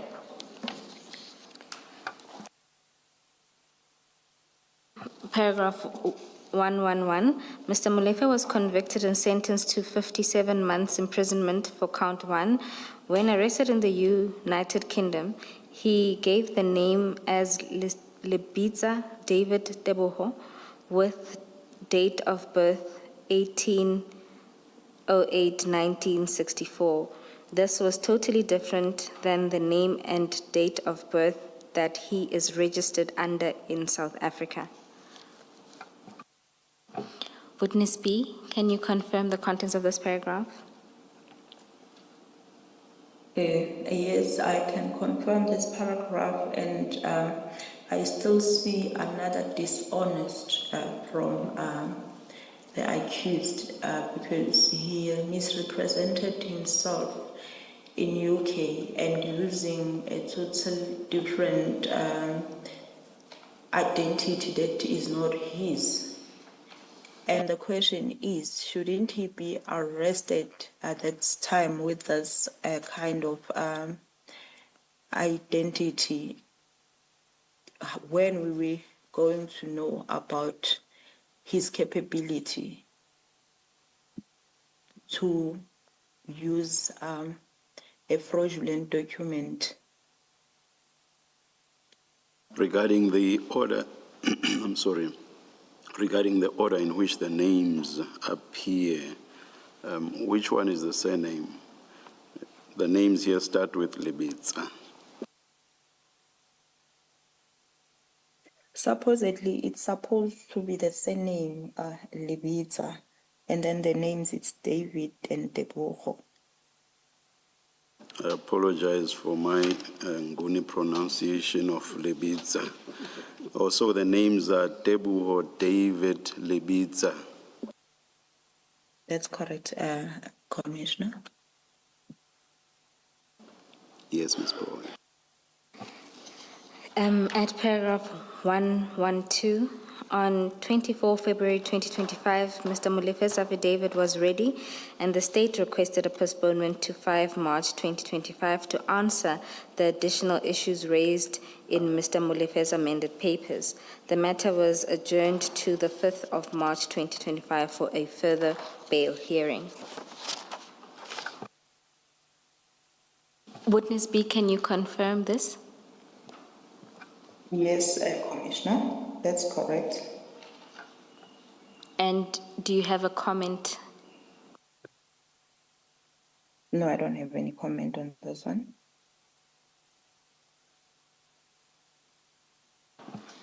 At paragraph 113, on 5 March 2025, the state replied to the defense affidavit and the court postponed the matter to 2 April 2025. At this appearance, our protectors noted a Ford Raptor with one missing number plate. The car was driven by Mr. Katiso Molefe's girlfriend. Because of the missing number plate, the registration was checked and confirmed to be under Brigadier Nkwashu. Witness B, can you confirm this paragraph and give comment if you have? No, I can confirm this is what happened, and that's what I'm willing to say to the commissioners. I have no further comments. At paragraph 114, on 2 April 2025, the matter was heard and Mr. Molefe was denied bail. The presiding officer postponed the matter to 11 to 22 August 2025 for trial. He further informed all parties that the case will be heard at Palm Ridge High Court. Special Prosecutor Kutsia of Vereniging Magistrate Court handed the docket to Advocate J.J. Jacobs of Gauteng High Court in Pretoria, who later handed it to his colleague, Advocate Mashile. Witness B, can you confirm this paragraph and provide commentary if you have any? I confirm, commissioners, though I would like to correct and record the SPP, it's Senior Public Prosecutor. Can we just go back, Witness B, to paragraph 113? You say there the Ford Raptor was driven by Mr. Katiso Molefe's girlfriend. Is it the same Fundiswa that we heard about in the WhatsApp voice note? That's correct, Commissioners. And then when you say the registration plate was checked and confirmed to be under Brigadier Nkwashu, do you mean it is the owner of the vehicle is Brigadier Nkwashu? That's correct, Commissioners. And was that a private vehicle or a state vehicle? Can you just clarify that? That will be a private vehicle. Thank you. And witness B, is there a record which confirms that the vehicle, in fact, is Brigadier Nkwashu's vehicle? And can the commission be provided with a copy of that? Yes, Commissioners, that can be made available. Thank you. Ms. Bowe, you'll arrange for that.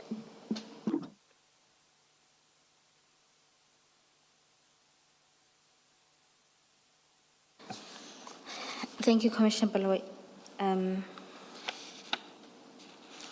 Witness B, at paragraph 115, you then deal with a bail appeal that was made by Mr. Molefe. Can you take the commissioners through this?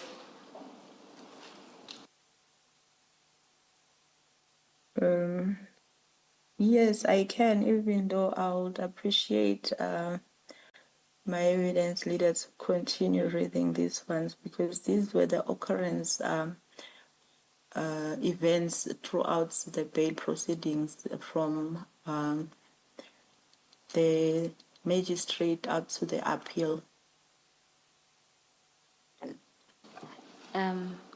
Chair, okay. At paragraph 115, Mr. Molefe then filed an appeal to the High Court of the decision not to grant him bail. Heads of arguments were submitted by both the state and defense on the 6th of June 2025. Thereafter, a court hearing was communicated to be on 27 June 2025. On the 24th of June 2025, we had a consultation with Advocate Mashile of the DPP's office, Pretoria, to brief him. Advocate Mashile basically said that he does not think it was necessary as the heads of argument have been filed. Witness B, can you confirm this paragraph and provide any comment? Yes, I confirm. The one thing that I can also add on this one is that by the time we visit Mr. or maybe Advocate Mashile, it was not for the first time. We first met him when we were submitting dockets to him to acclimatize himself with the matter because he was new in the matter. Thank you, Witness B. At paragraph 116, on June 2025, the matter was heard at Gauteng North High Court, Pretoria. The presiding officer was acting Deputy Judge President Ledwaba. During the hearing, I was very uncomfortable with what was transpiring. In particular, it felt to me that the judge had already predetermined the matter. Although this is not uncommon, it seemed he was also intent on giving Mr. Molefe, who was accused of very serious offenses, lenient bail conditions. In particular, two exchanges are relevant. Before I deal with subparagraph Witness B, can you confirm this paragraph? Yes, I confirm, Commissioners. With this correction, perhaps Witness B, it's acting Judge President, not acting Deputy.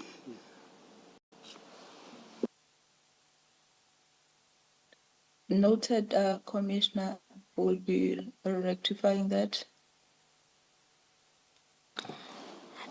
At paragraph 116.1, in one of the exchanges related to the conditions related to Mr. Molefe's movement, Mr. Molefe's lawyer asked for movement within the Gauteng province or even house arrest. The judge of his own accord inquired whether that would not be too restrictive, as Mr. Molefe had businesses in other provinces. Mr. Molefe's lawyer responded that she does a number of these matters where there are business-related reasons for travel. These would be communicated and written permission of the investigating officer would be sought, which cannot unreasonably be withheld. The judge then raised the issue of the child and girlfriend who live in KZN, to which Mr. Molefe's lawyer responded that they can travel. Despite Mr. Molefe's lawyer's acceptance of this well-established condition, the judge made a comment that bail should not be a punishment. In the end, the bail condition granted was basically that Mr. Molefe can leave after informing the IO, and the IO should not object unless there is a valid reason. Witness B, can you confirm this paragraph? Yes, Commissioners, I can confirm this one. And maybe to have some comments on this one. Yes, Witness B, you can continue. My main concerns in what the judge expressed there is to say if this would not be too restrictive. I felt like he was already showing the signs of lenient towards the accused, because the accused was the one applying, and he already placed on record what he's willing to take. But the judge is the one who feels it's too restrictive. I felt like the judge is having too much lenient towards the accused, and that's where I already knew that he was going to be granted bail already. Thank you, Witness B. Commissioners? Can we take an adjournment, please?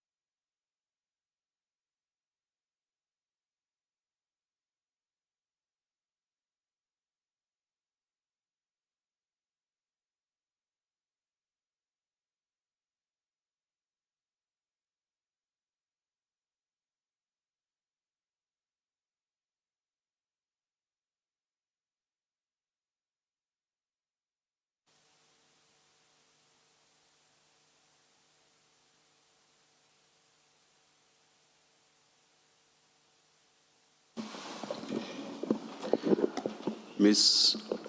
Bowe and Witness B, before we continue, let me just make this directive. No TV cameras must show any of our screens, and by our screens I include those of the evidence leaders. I make this directive because it so happens that one of the screens was shown. I trust that there will be strict compliance with that directive.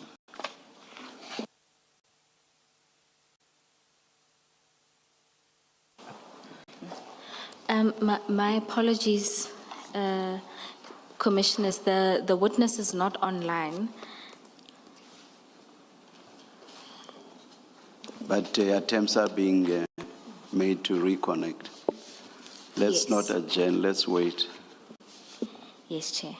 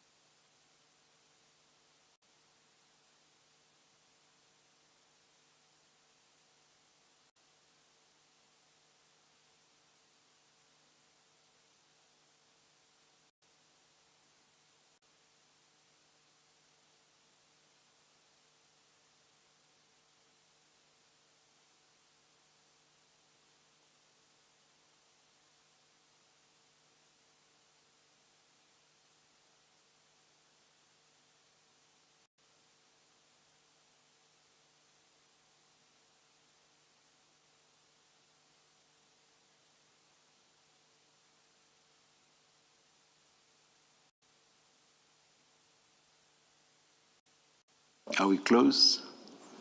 Witness B, can you confirm that you can hear us? Yes, Commissioners, I can hear you.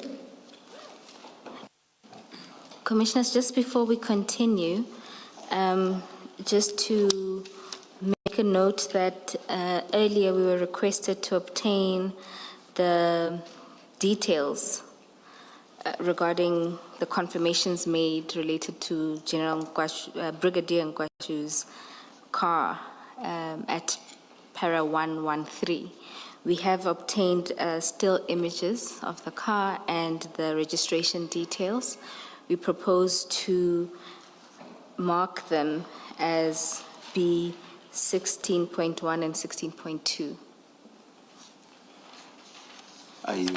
Are you handing those up? Chair, unfortunately, we are yet to print them, and we will make sure that they are added to your files. Thank you. In your handling of that, Ms. Bowe, we need the witness. We will need the witness to confirm that that is the vehicle that she's referring to, as driven by Mr. Molefe's girlfriend on the day, and that it is on that day.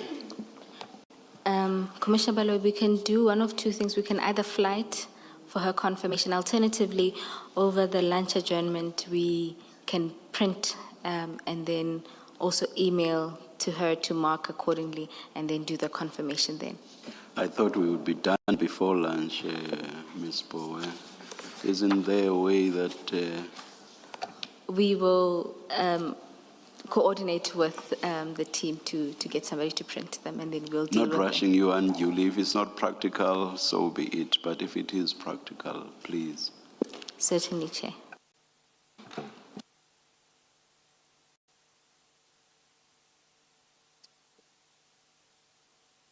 Chair, we were dealing with paragraph 116.1, and the witness had confirmed and given some commentary in relation to that paragraph. Just for completeness, the portions of the transcript that she's referring to is CJC 4.5, being the bail appeal transcript, and it appears at page 320 line 22, until page 323, line 5.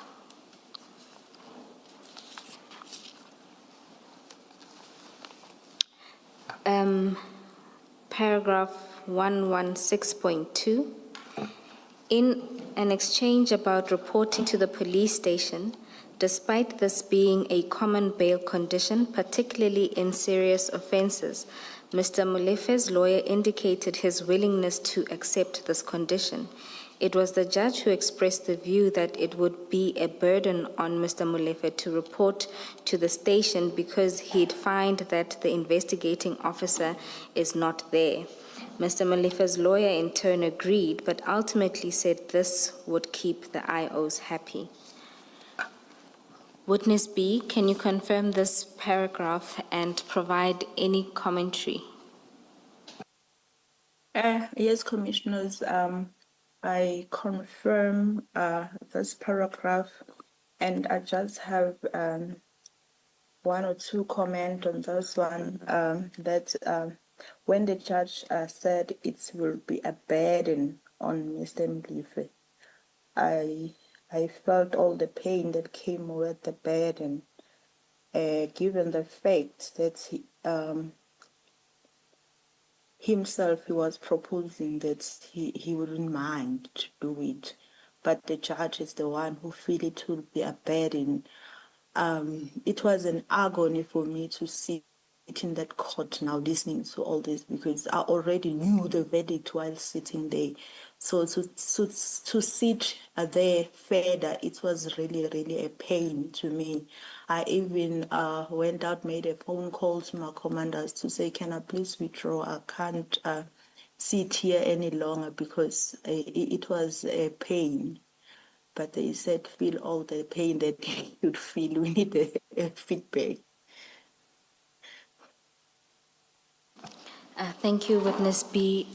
Commissioners, the exchange Witness B is referring to can be found at CJC 4.5, and that is at page 323, line 20, until page 324 at line 8.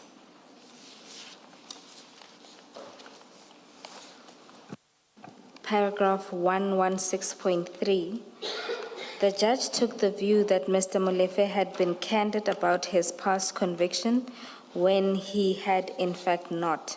As set out above, he only addressed his previous drug-related conviction and the fact that he was traveling with fake papers when he saw the state's opposing papers in his bail application in the magistrate court.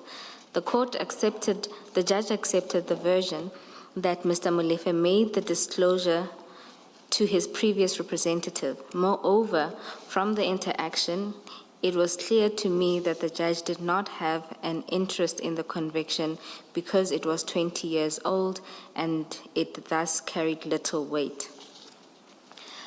Witness B, can you confirm this paragraph and provide commentary, if any? I happy with the way it has been read on record. I have no further comment. Commissioners, and reference to this interaction is at CJC 4.5, page 331, line 11, until 332, line 11.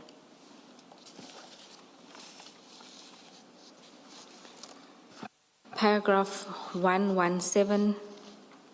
Nevertheless, Mr. Molefe was granted bail of 100,000 rand with conditions that are questionable. In particular, he was ordered that 2.1, he should report to the nearest police station twice per week on a Monday and a Thursday. 2.2, he should be in the province of Gauteng and can only leave Gauteng province after informing the investigating officer in writing where he would be going, and the investigating officer would not object unless there is a valid reason for him or her to object. 3.2, the applicant should interfere or communicate with the state witness mentioned in the indictment. The last one is 2.3 instead of 3.2. Chair, I'm going to, expose my numerical deficiency. My ability to keep the numbers straight is questionable. I apologize. Witness B, can you confirm the contents of this paragraph and comment if you have any? I confirm the paragraph and the concerns thereof of informing the IO, and the IO can never object. That was my concerns there. And then on 3.3, it's when it said the applicant should interfere.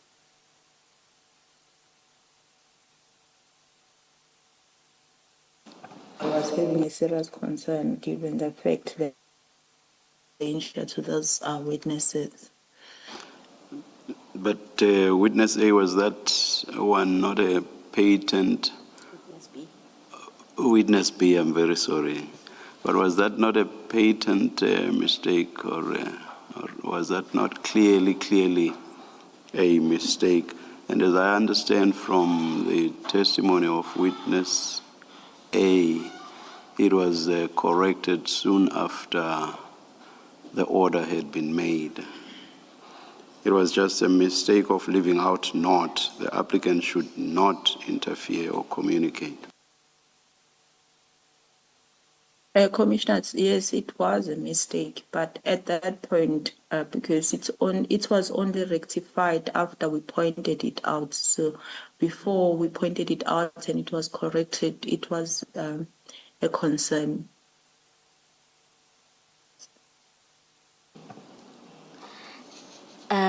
Paragraph 118. We were not happy with the order granted by the presiding officer, in particular para 2.2 and 2.3, and raise our dissatisfaction with Advocate Mashile on the same day. We also indicated that the judgment should be appealed. We found the decision of DJP Ledwaba as questionable, particularly in relation to granting him bail and imposing conditions that would allow Molefe to travel on mere notice and interfere with witnesses. Witness B, can you confirm this paragraph and comment on it?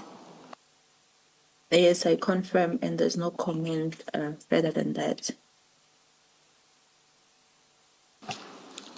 Paragraph 119, Advocate Mashile later approached the DJP questioning the condition 2.3 in particular. This resulted in an amendment to the order with an inclusion of the word not in paragraph 2.3.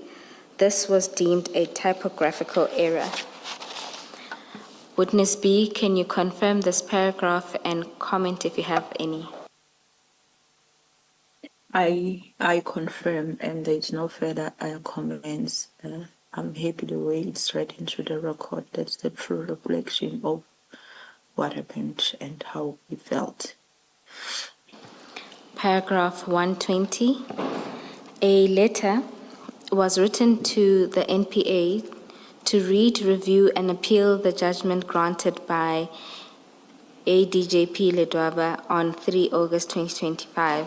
The NPA responded on 5 August 2025, indicating that the request will be considered once the judgment is transcribed.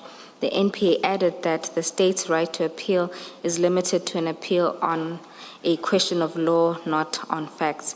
Both letters are attached as B8 and B9. Witness B, can you confirm this paragraph and comment if you have any? Yes, Commissioners, I confirm no further comments. Commissioners, the two letters are B8 and B9, and they can be found in the annexures bundle at pages 33 to 44, and the response from the NPA at page 45.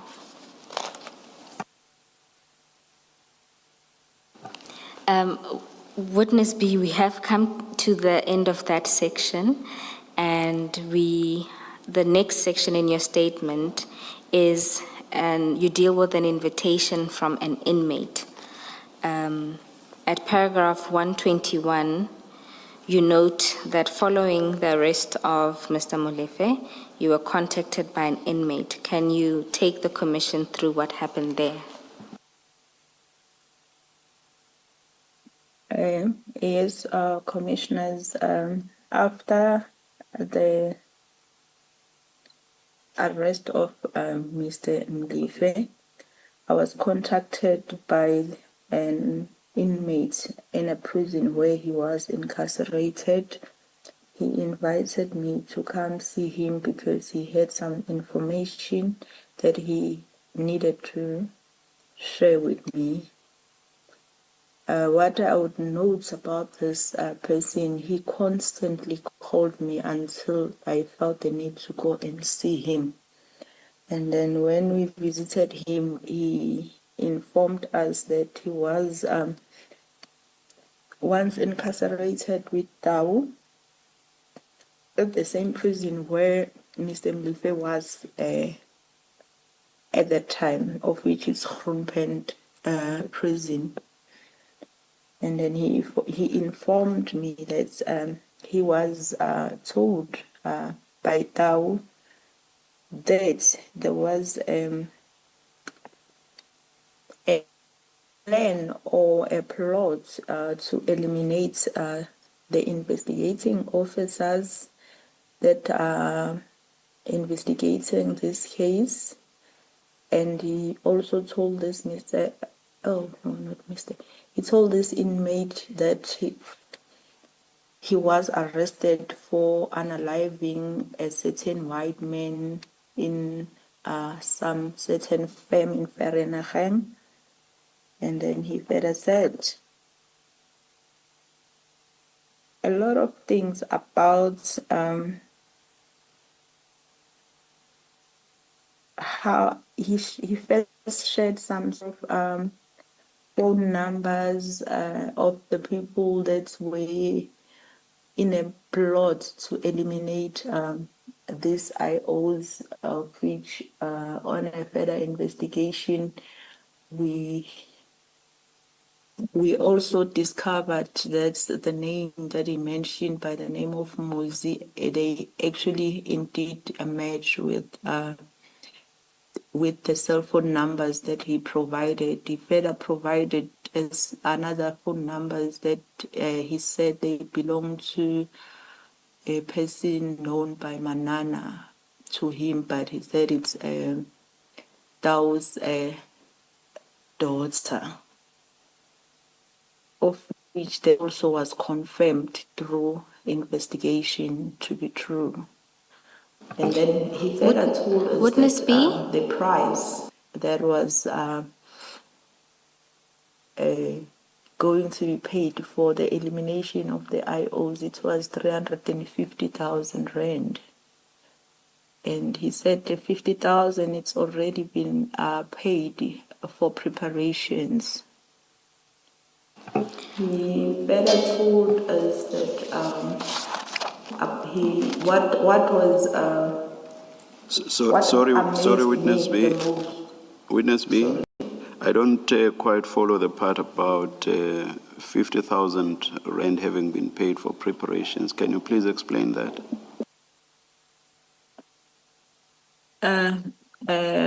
Commissioners, that's all he has told us, because on further questioning, he said he was supposed to be the one helping also to make this plan happen.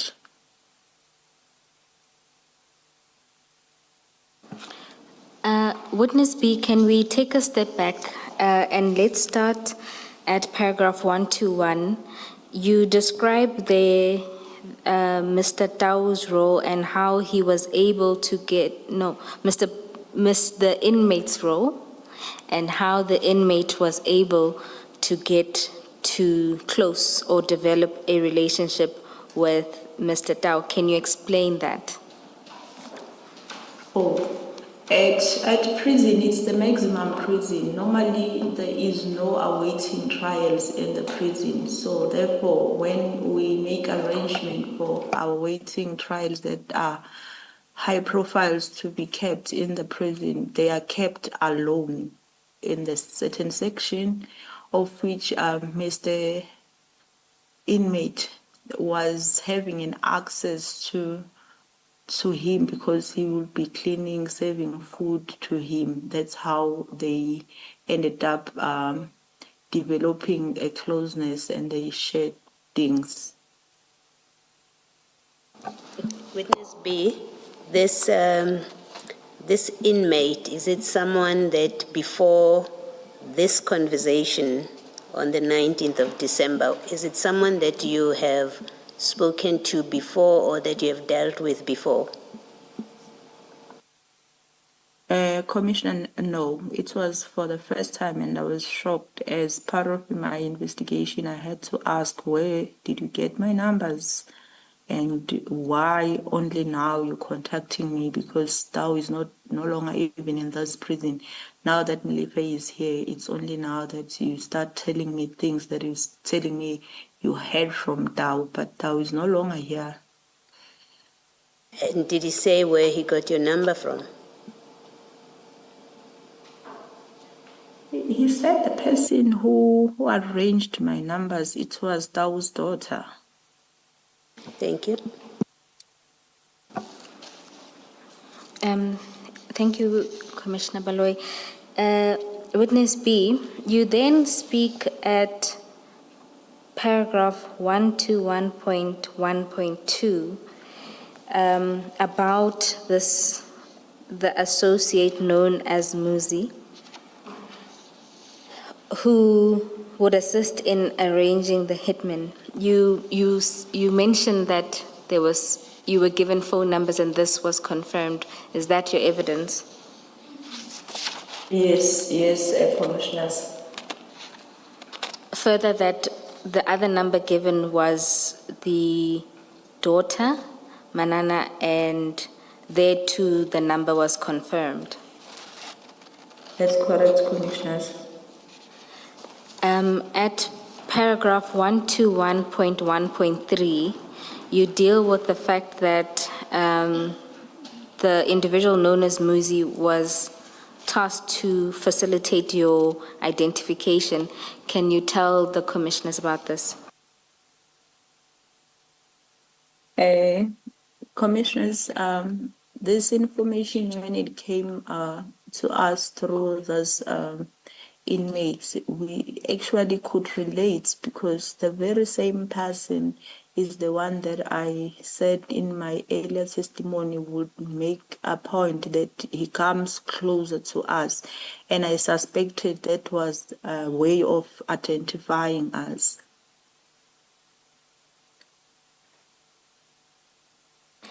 You go further to say that Muzi confirmed your identity at a subsequent court date. Do you want to explain that? I mean, hence I'm saying on all these appearances, hence I've indicated just now that he's the person who will make a point. When we stand outside the court, he will come stand next close to us, and we view that as him identifying us, but we didn't know to who, because we didn't know who the rest of the people at courts are. And at paragraph 121.1.4, you deal with the fact that the inmate told you that even witness A should be eliminated. Do you want to explain that? Yes, in actual fact, he told us that the people that were targeted, it's myself and witness A. And then in the same paragraph, you note that the inmate informed you that he was offered 50,000. Can you explain what that was for? Or did he explain what that was for? Yes, commissioners, that's where now we said the 50,000 has already been paid for preparations. According to him, it's preparations, it's to get a vehicle, it's to get firearms. Witness B, at paragraph 121.1.5, you note there that following Mr. Tao's release, communication between Mr. Tao and Mr. Buthelezi, contact continues on a daily basis. Do you want to explain what you were referring to there? I want to say through call data, it was noted that there was a communication, like constant communication from a landline at Krumpen prison. But however, when we now interview this inmate, he was telling us that it was him communicating with Dao when he was released, because we were puzzled as to who exactly was communicating with him, because we couldn't identify this public phone to a certain person.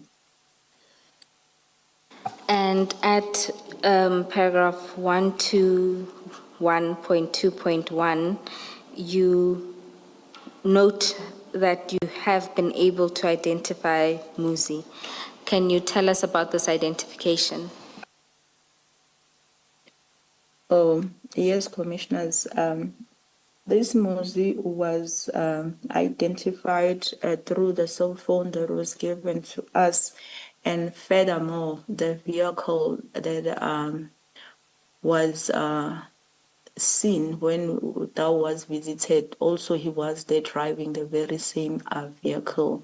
That was also noted during the early stages where we were followed amongst the cars that were following us. Thank you, Witness B. And you also note that the inmate informed you of interference with the ballistic report. Can you tell the Commission about this? Yes, commissioners. To our surprise, at this point, nobody knew about our struggles in getting certain ballistic reports, ballistic linkages, and everything. But to our surprise, we were told by an inmate that he was told by Tao that Mlive is the one who made us not to find the ballistic reports. Miss Bowe, I think you should accurately reflect through the witness what is in paragraph 12.1.3. Apologies, Commissioner. I think the explanation or this account of the witness doesn't quite accurately reflect the statement in 121.3, and either you read it and ask her to confirm that's what she says in there, or she represents it correctly, accurately. Okay. Witness B, I'm going to read paragraph 121.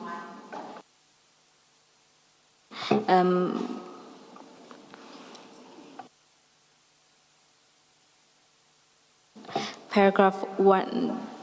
There's an echo.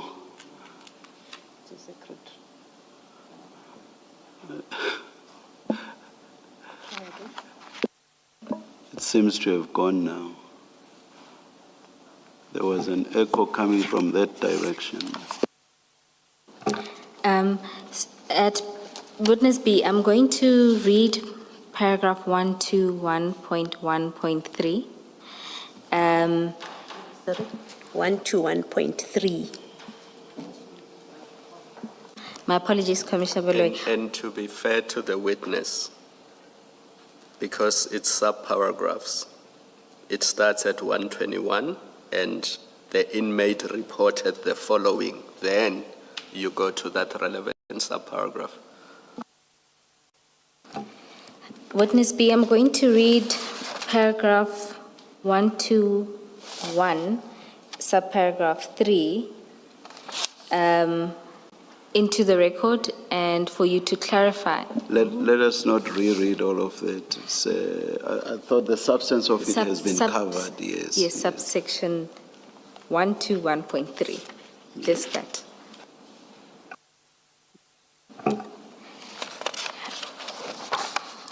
It says, through their interaction, the inmate reported the following: 1 to 1.3, interference with the ballistics report. Mr. Tau informed him, the inmate, that Mr. Molefe had arranged that we get the incorrect report. Commissioner Baloy is asking for you to reflect on that aspect of your statement, because Maybe, let me try assist. Witness B, you were describing what you have written in 1.2.3, and I just wanted it to be accurately reflected. Now, Ms. Bowe has just read what that paragraph is. You confirm, perhaps let me ask it this way, do you confirm that that is what the inmate told you, that Mr. Molefe arranged that you got the incorrect report, or you were given the incorrect report by the laboratory?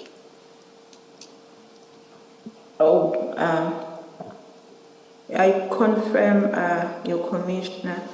He actually said Mr. Mlipe is the one who arranged that we get the incorrect reports. That's it. That's the correct version of what he said.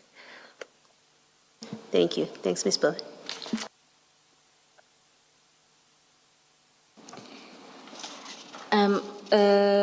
Commissioners, I don't propose to deal with paragraph 122.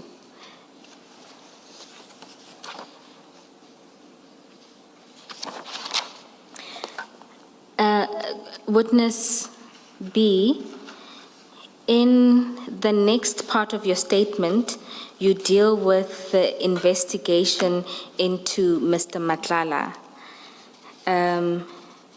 Can you explain this the genesis of this investigation to the commissioners? Yes, commissioners. This investigation, I would say, it has started from emanating from Mr. Swart's investigation, whereby at some point I was contacted by the initial person who was investigating this case, 17-436 of 10/2023 from Sentin SAPS, after the arrest of the accused in the Swart's murder. That's when he contacted me to say, I heard that you have these particular people that you have arrested. I'm investigating a case whereby I was looking for them, I couldn't find them. Can you please tell me in which prisons are they so that I can charge them on this 436, of which subsequently he did, and then that case was placed on the court roll for some time, but unfortunately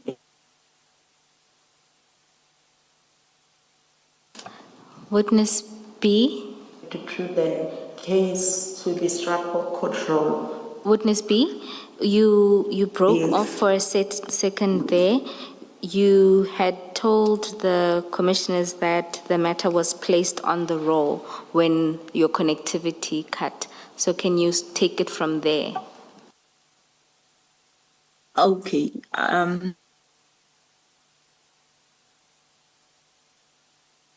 Officer who was investigating this matter then explaining that he learned that we have arrested the accused that he has been seeking as well in his matter. Therefore, I should be informing him where are they incarcerated so that he can charge them and take them to court, of which indeed he did that, and then the case was placed on court roll. It was on court roll for some time.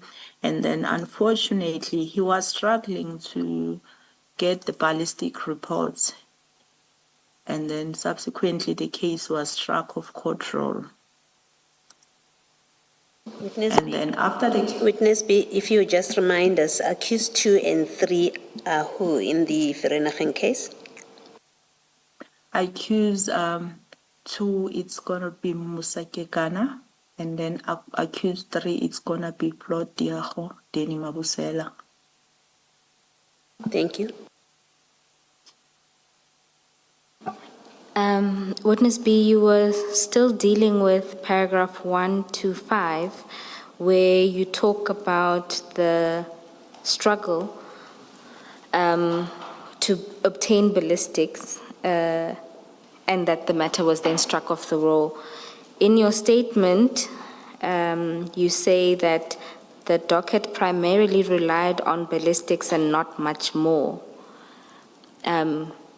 Is that your version, or is it that there was a struggle to get the ballistics reports?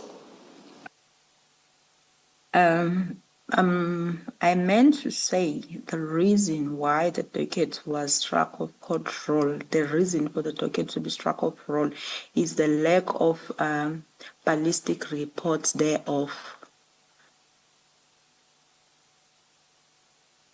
The investigations were not, the part of the other investigations were not mentioned, but the only reason that was mentioned, it was because there is no ballistic report, then it was struck off court roll. Thank you, Witness B. And after the matter was struck from the roll, what then transpired? After the case was struck off court roll, at that point, the case, there was no investigations actively happening in the docket, because now we were dealing with the very same accused, and we understood, because we have been warned that part of the things that can happen, they can escape. We felt that maybe we should be the one investigating this docket so that we can handle the accused with care, since we've been warned. We don't know what could have possibly happened in the hands of other police officers, of which they wouldn't have known what are the possibilities. Therefore, that docket, it was now investigated by this team. And Witness B, the team taking over the docket, was that done through SAPS processes? That is correct, commissioners. Moreover, that we were having a relationship with previous IO, hence he also seek me to assist him here and there. So there was a good relationship, of which he felt it was better for the team to take over also. And then at paragraph 126, you describe how you then were able to link Mr. Madlanga. Can you tell the commissioners about this? Yes, commissioners, and hence I have said that after the PKTT joined the team, they brought a different expertise. So the case was investigated, and then at first we looked at the reason why the case was struck off court roll in the first place, and then we obtained that ballistic reports and we took the docket back to court roll. Furthermore, we had now to look further than that, because there was now these phones that were being analyzed, and certain information emerged that caused for the team now to look further than the hitman, if I may use that name, and then look now for the reason, a motive, why in the first place this victim had to be assassinated. And then we had to look as to who would have wanted him assassinated. And then with the information from the cell phones, the information from the motive and the interviews with the victims, it came apparent that there was a person who was having interest to take out this victim. And then furthermore, investigations the money that was paid the to the suspect, it was followed and traced, and all necessary investigation in that regard was done. And then the case now was ready to be discussed for decision with the prosecutor, of which that had its own glitches at first, because the case was taken to court with the J50 to be authorized, but that proved to be a problem, because at some point the prosecutor was convinced. He issued the warrant of arrest, and on a second opinion he withdrew and said no, this must be taken to DPP where the decision should be taken, of which it delayed the process a bit, maybe a month or two, but subsequently the DPP was happy to issue the warrant of arrest. And then shortly after the warrant of arrest was issued, and then it was operationalized, and Mr. Vusi Madlanga was arrested on the 14th of May 2025. Thank you, Witness B. Commissioners, just to note that at paragraph 127, Witness B deals very briefly with the data, call data, and bank data. Witness C will be dealing with this in detail. Witness B, oh, my apologies. Sorry, Commissioners, I think it's important to note this because it might get confused. I would like to put on record that whatever happened at Ket Matlalas on the 6th of December and this arrest are two different incidents, unrelated.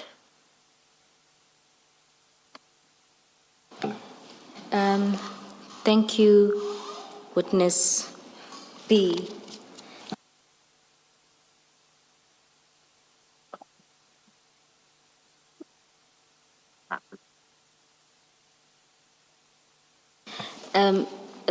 Commissioners, just to note that the genesis of the operation at Mr. Matlala's house on the 6th of December was explained by the National Commissioner as relating to questioning regarding the kidnapping of Mr. Boshoga. Witness B, you deal with Mr. Matlala's arrest at paragraph 129. And you have also briefly in your testimony, is there anything you'd like to add in that regard?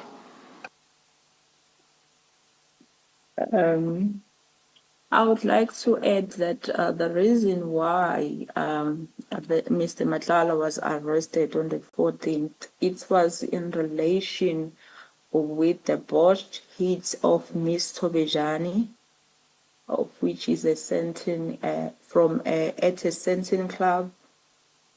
And the charges therefore are attempted murder and conspiracy to commit murder, and this attempted murder are 3 counts of it. And subsequently later, his wife as well was arrested on the very same matter, and she was released on bail at 20,000 rand. Thank you, Witness B. And at paragraph 130, you note that Mr. Matlala's phones were seized.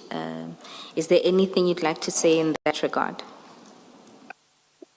Oh yes, in both of their arrests, Mr. Madlala and Mrs. Mahlala, respectively, both their phones were seized, and both they gave consent for them to be seized and accessed.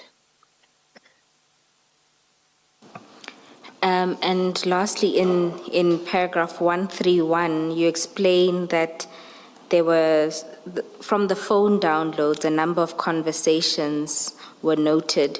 Do you want to briefly note what you observed from these downloads? Without dwelling on this one, because I believe that witness C will be in depth on this matter, but what I can say from those phone downloads, a number of conversations linking Mr. Matlala to key SAPS officials, business people, and academics were noted. And then, as I've said, I'm advised that another witness will be speaking to this. But in addition, this is where, in particular, when I was dealing with Brigadier Shibiri, I saw that particular conversation. Thank you, Witness B. The next topic that you deal with is ongoing related ballistics investigations. At paragraph 132, you explain the type of analysis that you were doing and the results thereof. Can you explain to the commissioners what you were doing with the various types of information at your disposal? Yes, commissioners. With the cell phones in our disposal and with the firearms within our disposal and information, we were able now to have some linkages, especially to the accused that are already arrested in this SWAT matter, to many more others crime scenes. And then the ballistic as well started now to yield some results now with the use of the ballistic experts that were part of the PKTT. And at paragraph 133, you explain that this process, the ballistics investigations, have resulted in two types of linkages. Can you explain this to the Commission? Yes, commissioners, this ballistic resulted into two parts of ballistic results. We had unconfirmed hits and we have confirmed hits. Maybe to go a little further, in this confirmed hits, we have the certain category that I would like to speak about rather, because we have the ones that we already took to court and we have the confirmed that are still under the investigation, not yet at court.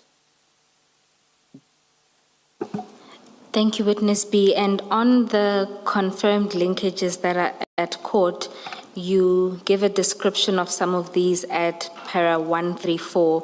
Do you want to explain these to the Commission?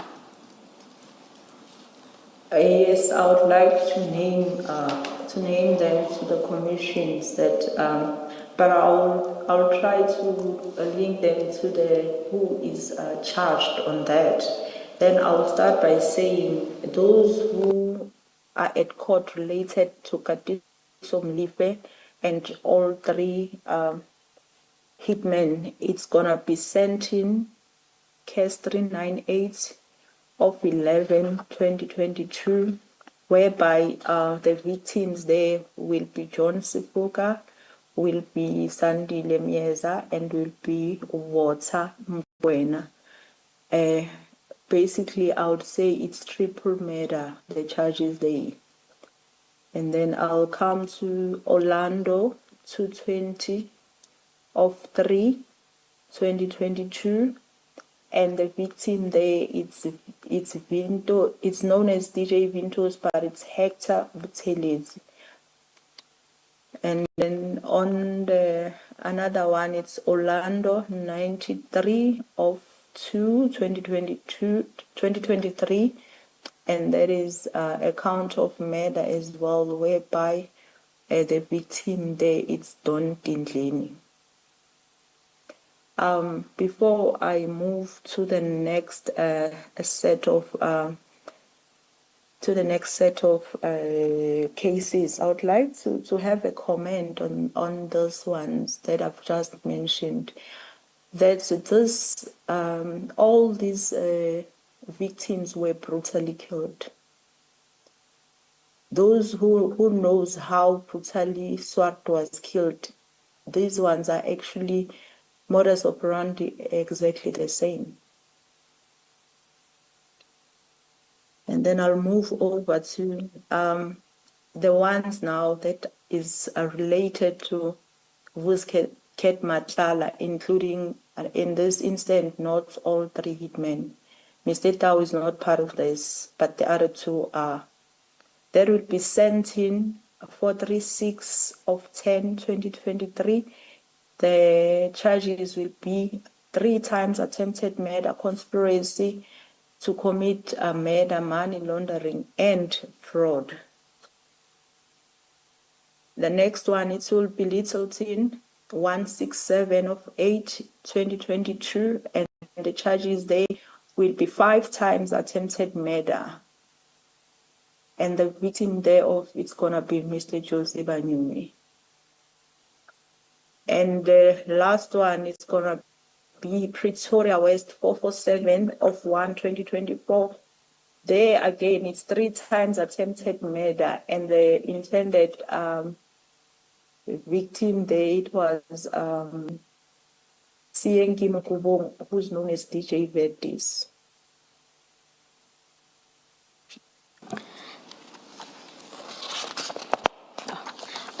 Witness B, at paragraph 136, you note the number of ballistic hits since the Swart murder. Can you tell the commissioners about this? Yes, since the Swart murder and the recovery of these firearms, the ballistic hits that in total that we have at the present, of which it might be more because it's a continuous investigation, it's to the number of 30.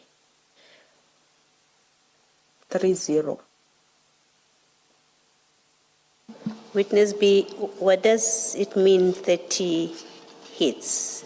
Is it 30 cases or 30 people linked to the casings or whatever? What does it mean, 30 hits? Oh, commissioners, 30 hits, it means these firearms are linked to 30 cases, not per victim, as in some of the cases I would mention 3, 4, 5, but this one, it mean that it's 30 different cases. Thank you.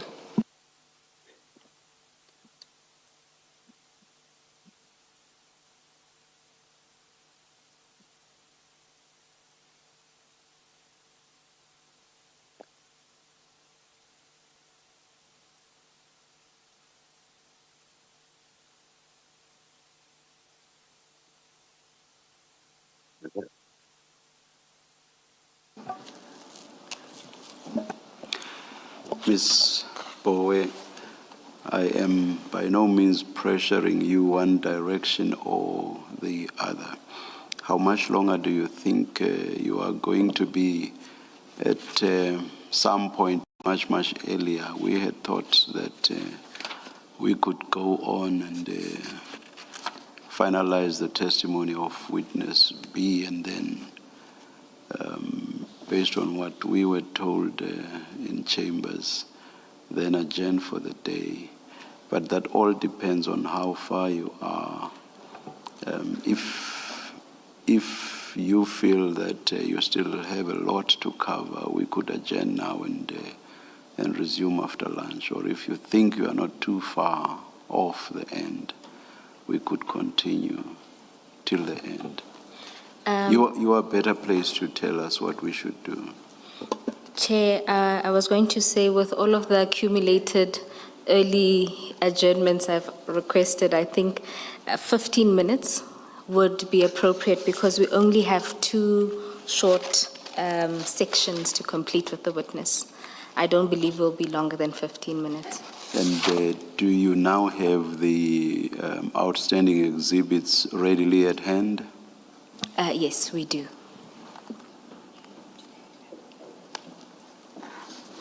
Let's continue then. Thank you. Commissioners, while we are on those exhibits, we beg leave to hand them up. It's consolidated into one document.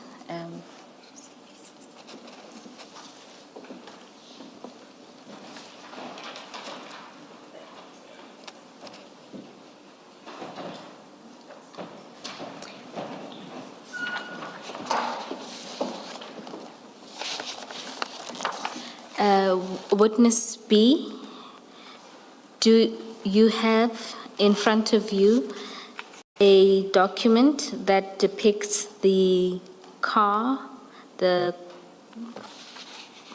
silver Ford Raptor and the number plate, as well as the registration details of this vehicle? Yes, Commissioners, I do have. Can you confirm that this is what you were referring to in your earlier testimony? Yes, I do confirm.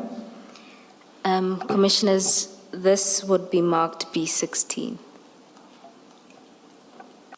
So the Ford Raptor is the vehicle that you say was at the Vereeniging Magistrates Court.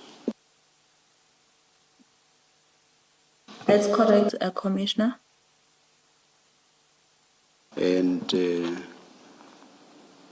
is the vehicle that you say was found upon being checked to be registered in the name of Brigadier Abraham Mbangwa Kwashu? That's right, Commissioner. Thank you.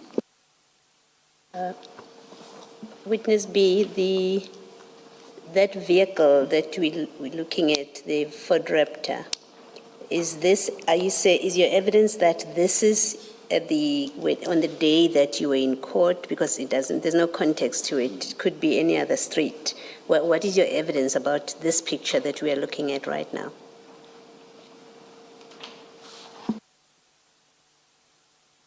Can I have the Commissioner repeating the question for me? This picture, or this vehicle, let me say, the silver Ford Raptor, where was this photograph taken? Maybe let me keep it simple. This one, it's an LPR, it's a license plate recognition cameras. You're not saying to us now that this picture was taken on the day that you were in court and anywhere near you. You're not saying that.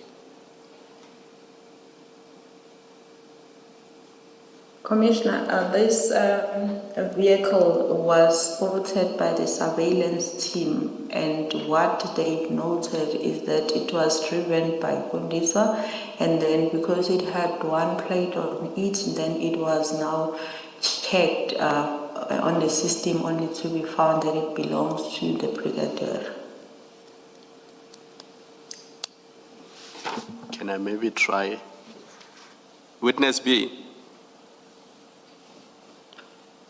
In B16, there's a photograph of Brigadier Nkwashu, then there's a photograph of the silver Ford Raptor.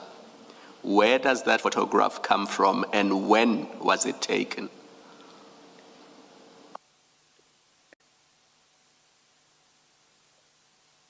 The photograph of the vehicle. Yes.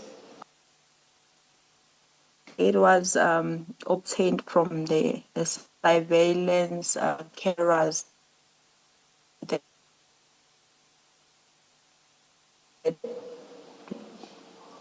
we call LPR on a further investigation from the information.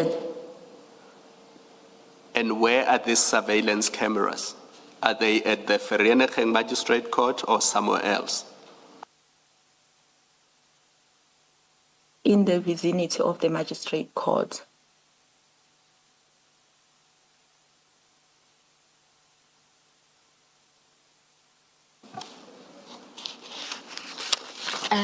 Commissioners, we will ask about which camera in particular. The LPR cameras are placed at different locations, so we'll ascertain from the witness which camera in particular.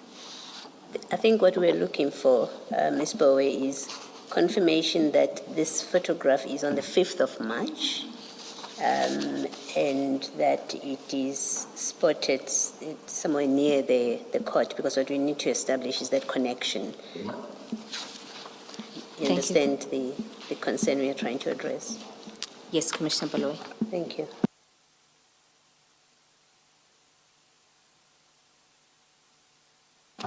Witness B, the next topic that you deal with relates to the Big Five cartel, and in the first instance, you provide there a infographic. Are you able to talk the commissioners through this infographic? Commissioners, this infographic information, it was mainly talked to by the General Khumalo, of which I would like to stick to certain parts of it, not the whole of it. Yes, Witness B. You can continue? Yes.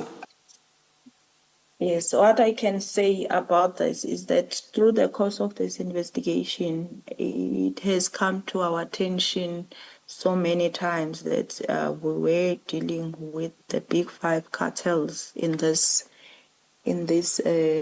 case.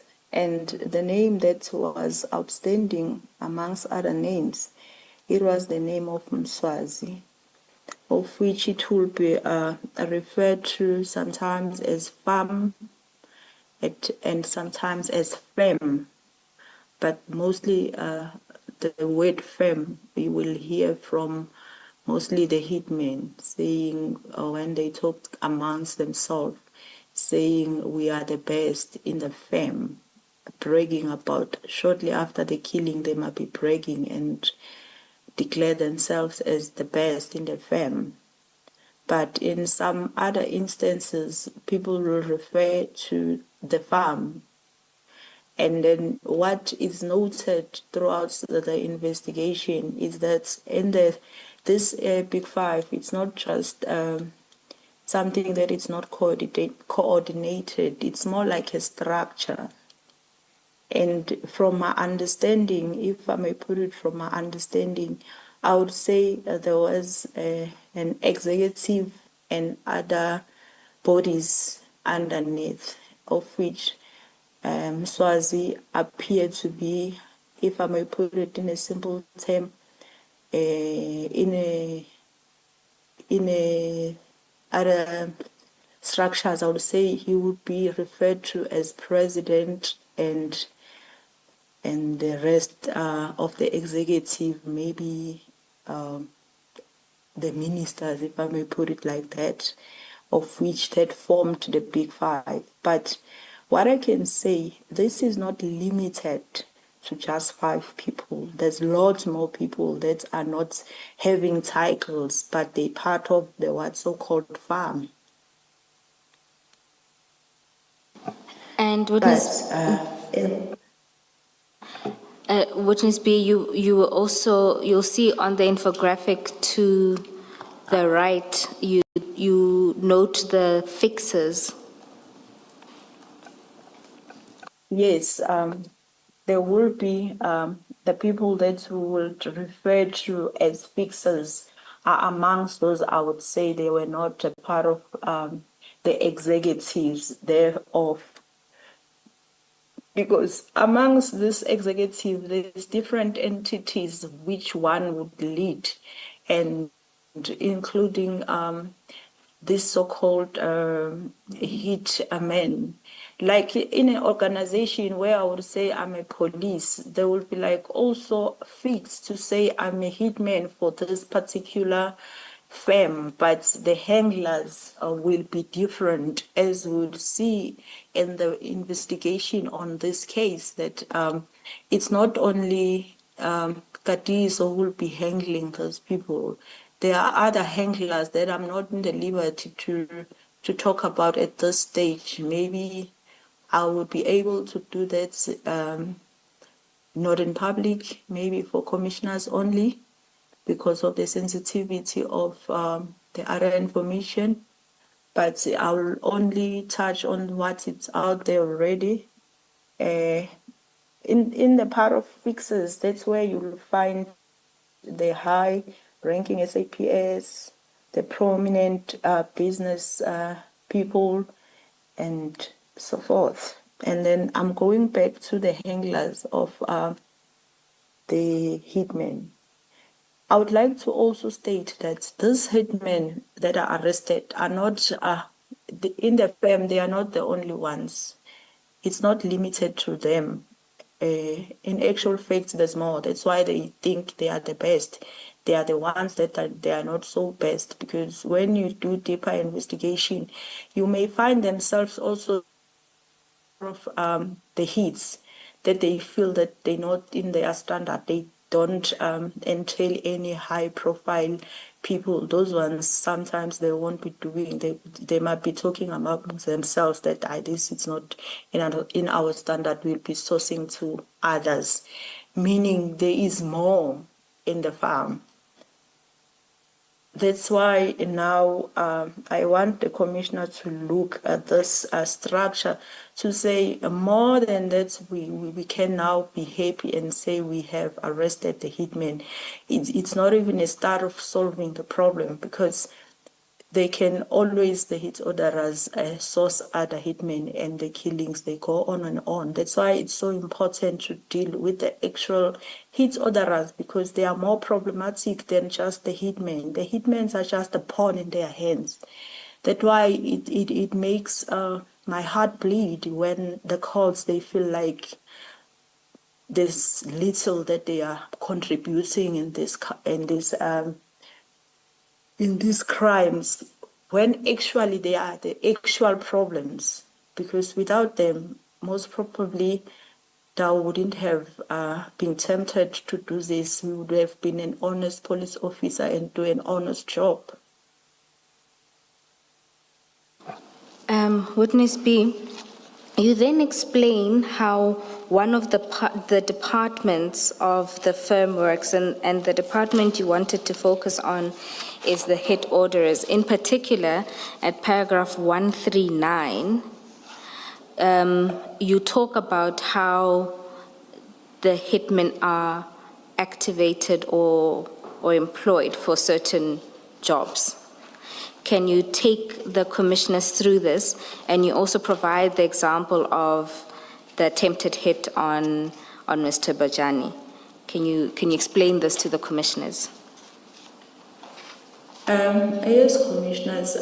What I wanted to make it clearer is that this hit men, they don't just wake up and decide that we are going to do a certain job.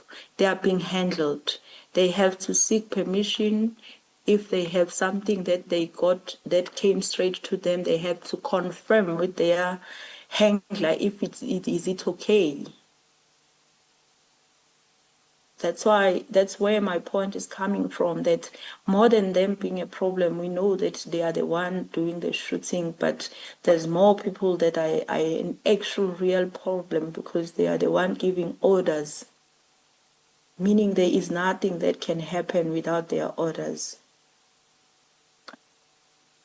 And when we're touching on Tobejanis, we see them planning and saying they need to get cats, they need to check with cats if he had gotten the permission from their handler to do this job. And we can see there that they were like struggling. They didn't have money, so they were looking for something to do in order for them to have money. And it's noted that one of them needed to buy a car. So now they had to ask the permission to say, can we do that job? The person who needed the job done needs to confirm with the handler. It's okay, is he giving a green light? And in this instance, at paragraph 140.2, you indicate that confirmation was then provided? That's right, Commissioners. Indeed, at one of the conversation, he mentioned that confirmation has been provided, and then shortly after that, we see Kate Madlanga paying money to him, but not directly, through his daughter. You then note at paragraph 141 that this is a pattern that you've seen across cases. Can you explain this briefly? Oh, yes, Commissioners. Let me just stick to case. We can see now that this is not the only case whereby we see him paying the very same hitman all the time through his daughter's bank account. In witness B, in paragraph 138, you say something about since at least when the arrested contract killers have been active. You say something about that. Do you want to speak to that? Oh, yes, Commissioner, thank you. Well, I believe that it's very important. From what the investigation has revealed up to so far, at least I can say it has been active since 2019. Thank you. And at paragraph 141, witness B, you note that in the ongoing investigations, you've seen similar patterns of permission being granted before a hit is executed. Is that your evidence? That's my evidence, Commissioners. Hence, you can now see when I was trying to give the Commissioner a picture of the cases that I'm in liberty to talk about because they had caught already. Not that there's nothing else, but now for the purpose of effectiveness, I would rather stick to the ones at court. You will see that there is cases that are linking directly Life, and they are the ones that are linking Madlanga, and you'll see the pattern. Where Mlife is concerned, everybody's there, and mostly it's high-profile cases. But where Madlanga is concerned, I think Tao doesn't feel that he can do anything for him, and maybe disregard him. I don't know, but he's never part of that. And you'll see because of his experience in shooting, they always have attempted when he's not there. Thank you, witness B. And the last topic that you deal with in your statement is your conclusion. Advocate Boy, before we go to the conclusion, in paragraph 120 of the statement, we were referred to letters annexures B8 and B9. But I've noticed that just after B9, there is what appears to be a screenshot of a text. I was wondering if this witness is going to give evidence about that or if we should just leave it. Commissioner Kumalo, you've just preempted us. That is a confidential annexure that's only provided to the commissioners to have regard to, but she will speak to why she's giving it to you to have to read in the conclusion. Witness B, at paragraph 142, you mention how this murder investigation has changed your life, and in this regard, you also provided us with a screenshot of an earlier threat. Do you want to explain this to the Commission? Yes, Commissioners. Even though I wouldn't like that screenshot to be in public, but I would like to say that throughout the course of my investigation, I've been confronted with all sorts of threats. This one, it seems to be the most out of everything, even though some of them are not even direct. By that screenshot, I was trying to show the Commission that I've been confronted directly with an SMS, and how I was going to be killed, it was well detailed in that message. That's why I shared with the commissioners. Even though it dates back to 2019, I'm trying to show the commissioners that the circumstances of this job has never been easy from then, but this is extreme. And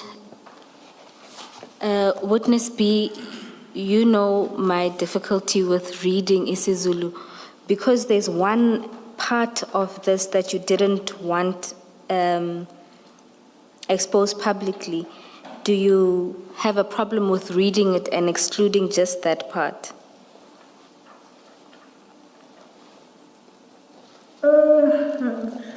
I'd rather get hold of it because I didn't have it with me now, because I didn't think it will be part of this testimony.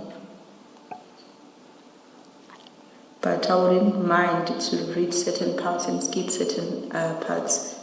Okay.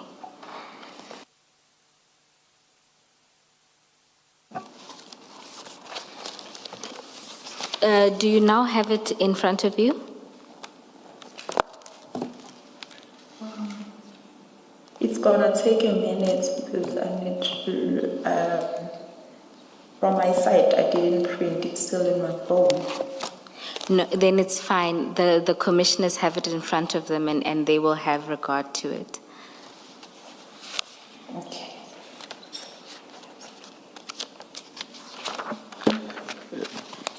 The witness may read those parts of it that she's comfortable to. Chair, just one second while I share it with my colleague so that we can then share it for the witness to see on the Zoom link.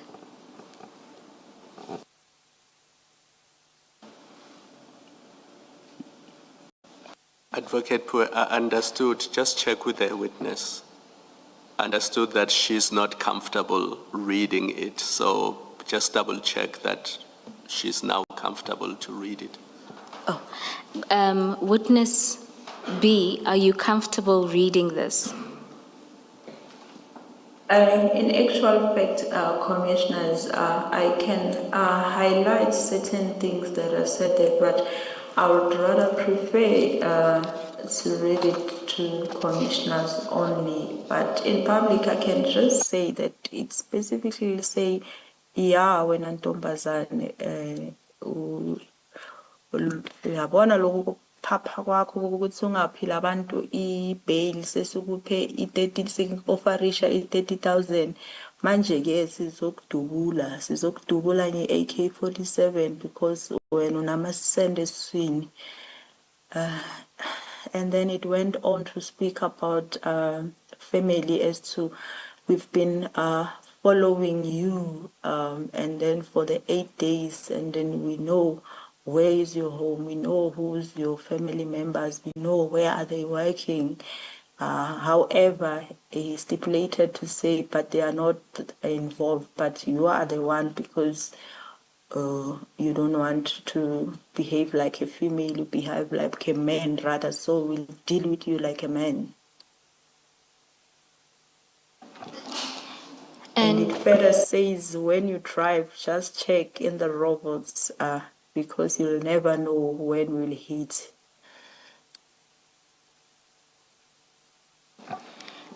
And you say that despite these kinds of threats, this case in particular has been worse. Yes, commissioners. This one, it has been worse, because at that point I knew that I was dealing with a criminal and I was ready to face him off.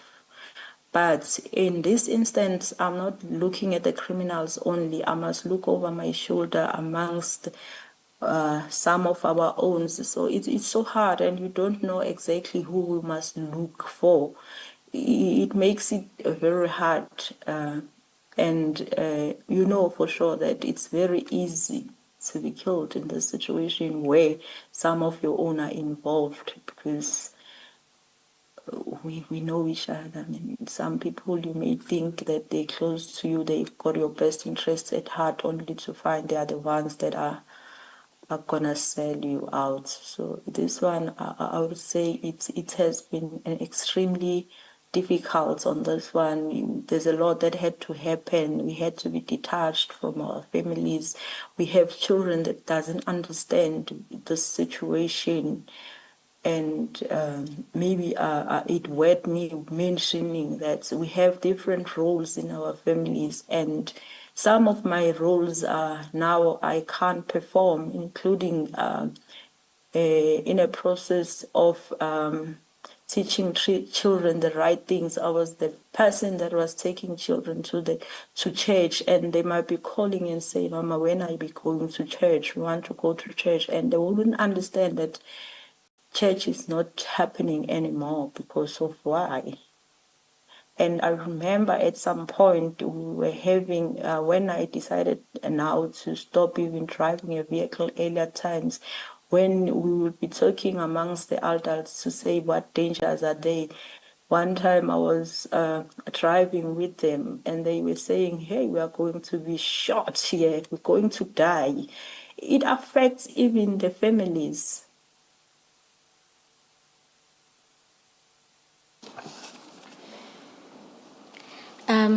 And Witness B, you explained that through this journey you have also encountered some people you'd want to mention. Oh, yes.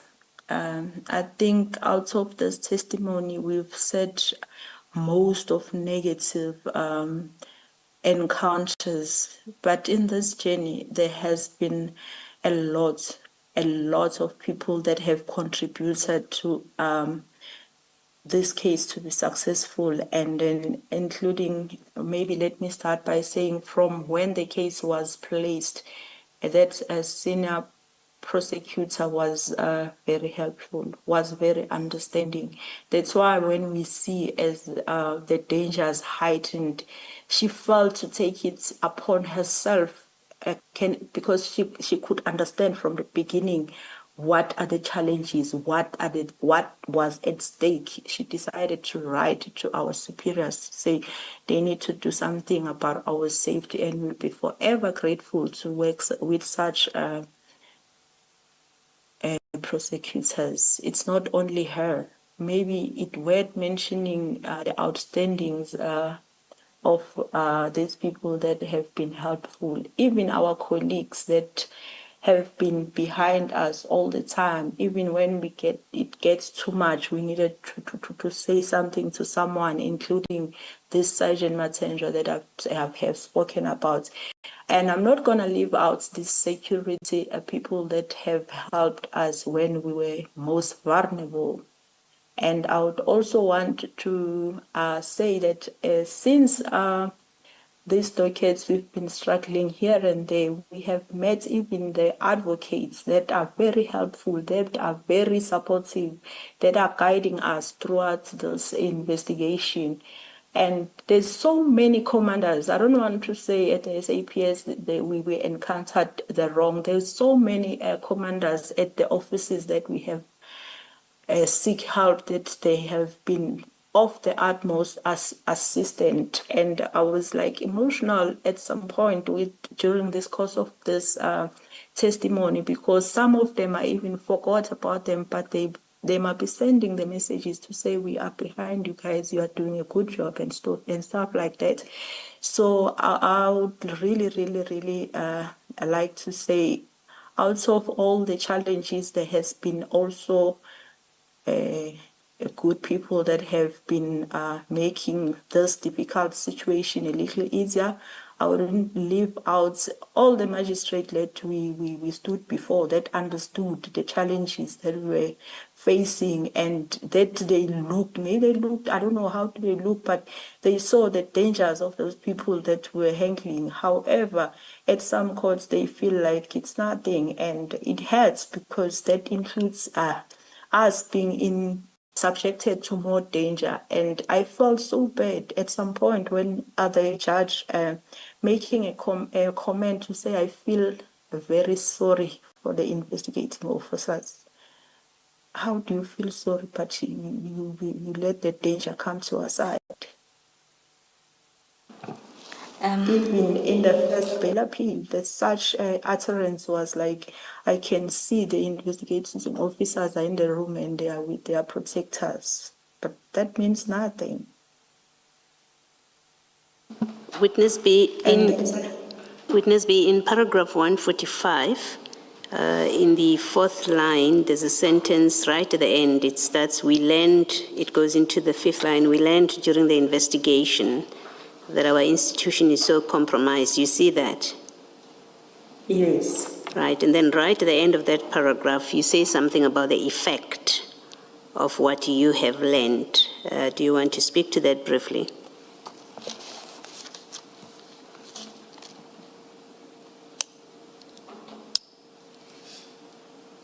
Oh, yes. I said this has the effect of sowing distrust amongst members and undermining the work we do. Yes. Thank you, Ms. Paul. Thank you, Witness B. Chair, that concludes Witness B's testimony. I have two questions. I'm mindful of time, but one relates to 144, but in my notes, I noted that Witness B, when I was asking her about Tau's subsequent arrest, in response to that question, she also mentioned that Tau was convicted. So I don't know if I've got my notes incorrect or if it is a fact that Tau was convicted. If he was, can Witness B just tell us about that conviction so that we have the full picture? Yes, Commissioners, yes, indeed. In terms of that case of contravention of bail conditions, he was indeed convicted on the 15th of September, and he was convicted on two counts. It's just that I don't have the conviction nearby me, but it was more like of contravention and disrespecting of the court. I don't know if I put it in the right word, but in both he was sentenced to 1 to 12 months. Or was it contempt of court, Witness B? yes, that's right, Commissioner. Thank you. It was contempt of court and contravention of bail conditions. And then on contempt of court, can I please try to check so that I read it for the correctness of it? Because as much as I try to remember, I may make mistakes, and I don't want to do that on record. Yes, Witness B. I'm checking. Please, just a minute.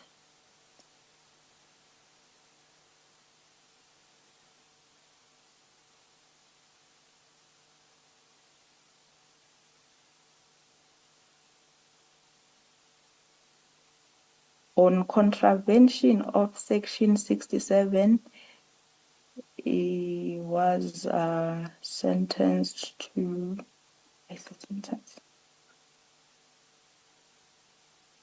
I don't have the right. Witness Okay. B. Yeah, it is. It Witness. is. Oh, On charge 1.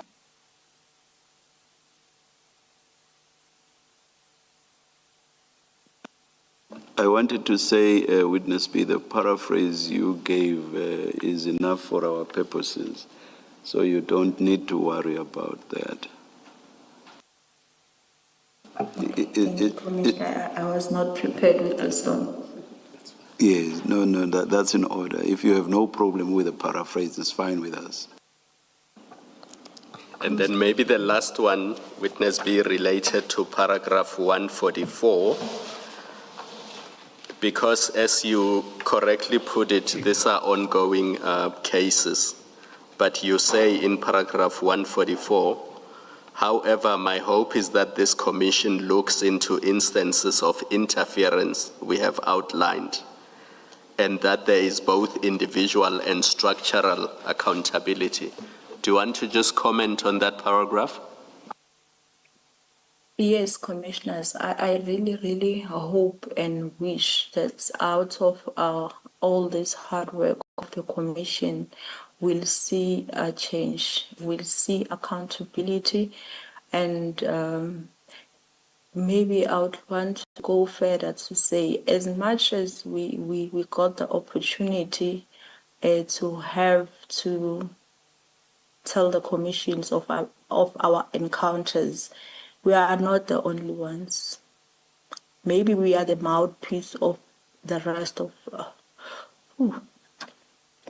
Maybe we are the mouthpiece of the rest of the police officers out there who are striving to do the right, but find themselves in a situation whereby they were given the circumstances they giving them the option to either do the right or to die, of which it's unfair, because some of us, when we joined the police, it was not by mistake, and we do believe that we were placed by God to do the right thing. And now, if you want us to make that call, to say we do what we're not called to do or we die, it's a difficult situation. Nobody's having a spare life. We only have one life. However, we really want to make a difference. What makes me now, I don't want to cry, right? But what makes me emotional the most amongst these cases that we've been investigating, the pictures that is depicted there, it works on you. And even after, mostly after some years, I've been visiting these families. Most of them, they have cried on my shoulder, and they had a hope that will do a difference and that will bring justice.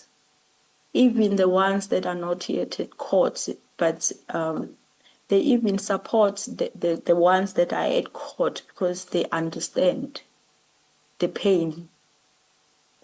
They're hoping that we'll also solve their own crimes. But when we're supposed to do the right thing, we having challenges from the offices that they shouldn't be challenging us, from the offices they should be supporting us.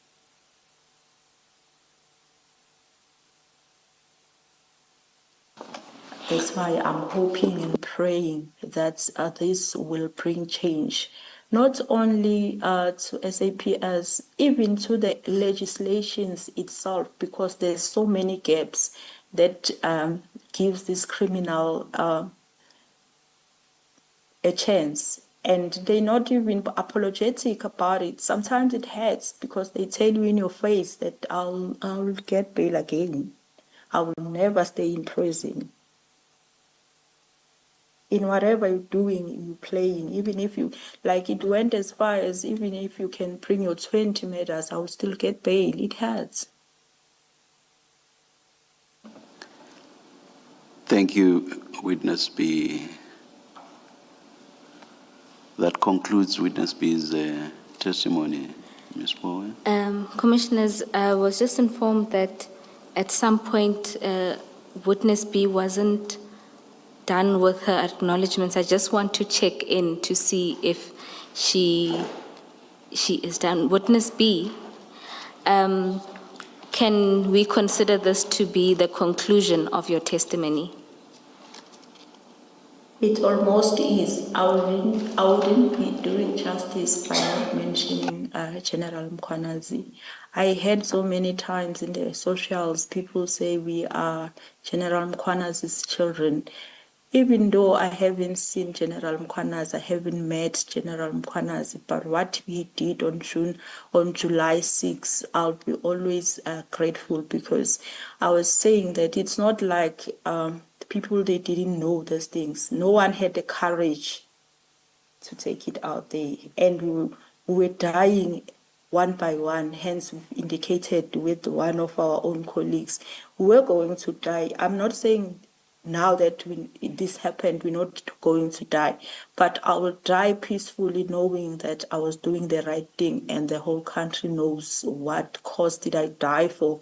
Because when you're dead, they keep telling people stories that are not true. But at least I've got the opportunity to speak for myself while I'm still alive. Thank you, Witness B. Chair, that concludes the testimony of Witness B. Chair, as it relates to the next witness, Witness C, unfortunately, Witness C is undertaking an examination today and can only commence his testimony tomorrow morning. So we adjourn for the day and we resume at 9:30 tomorrow. Let's adjourn.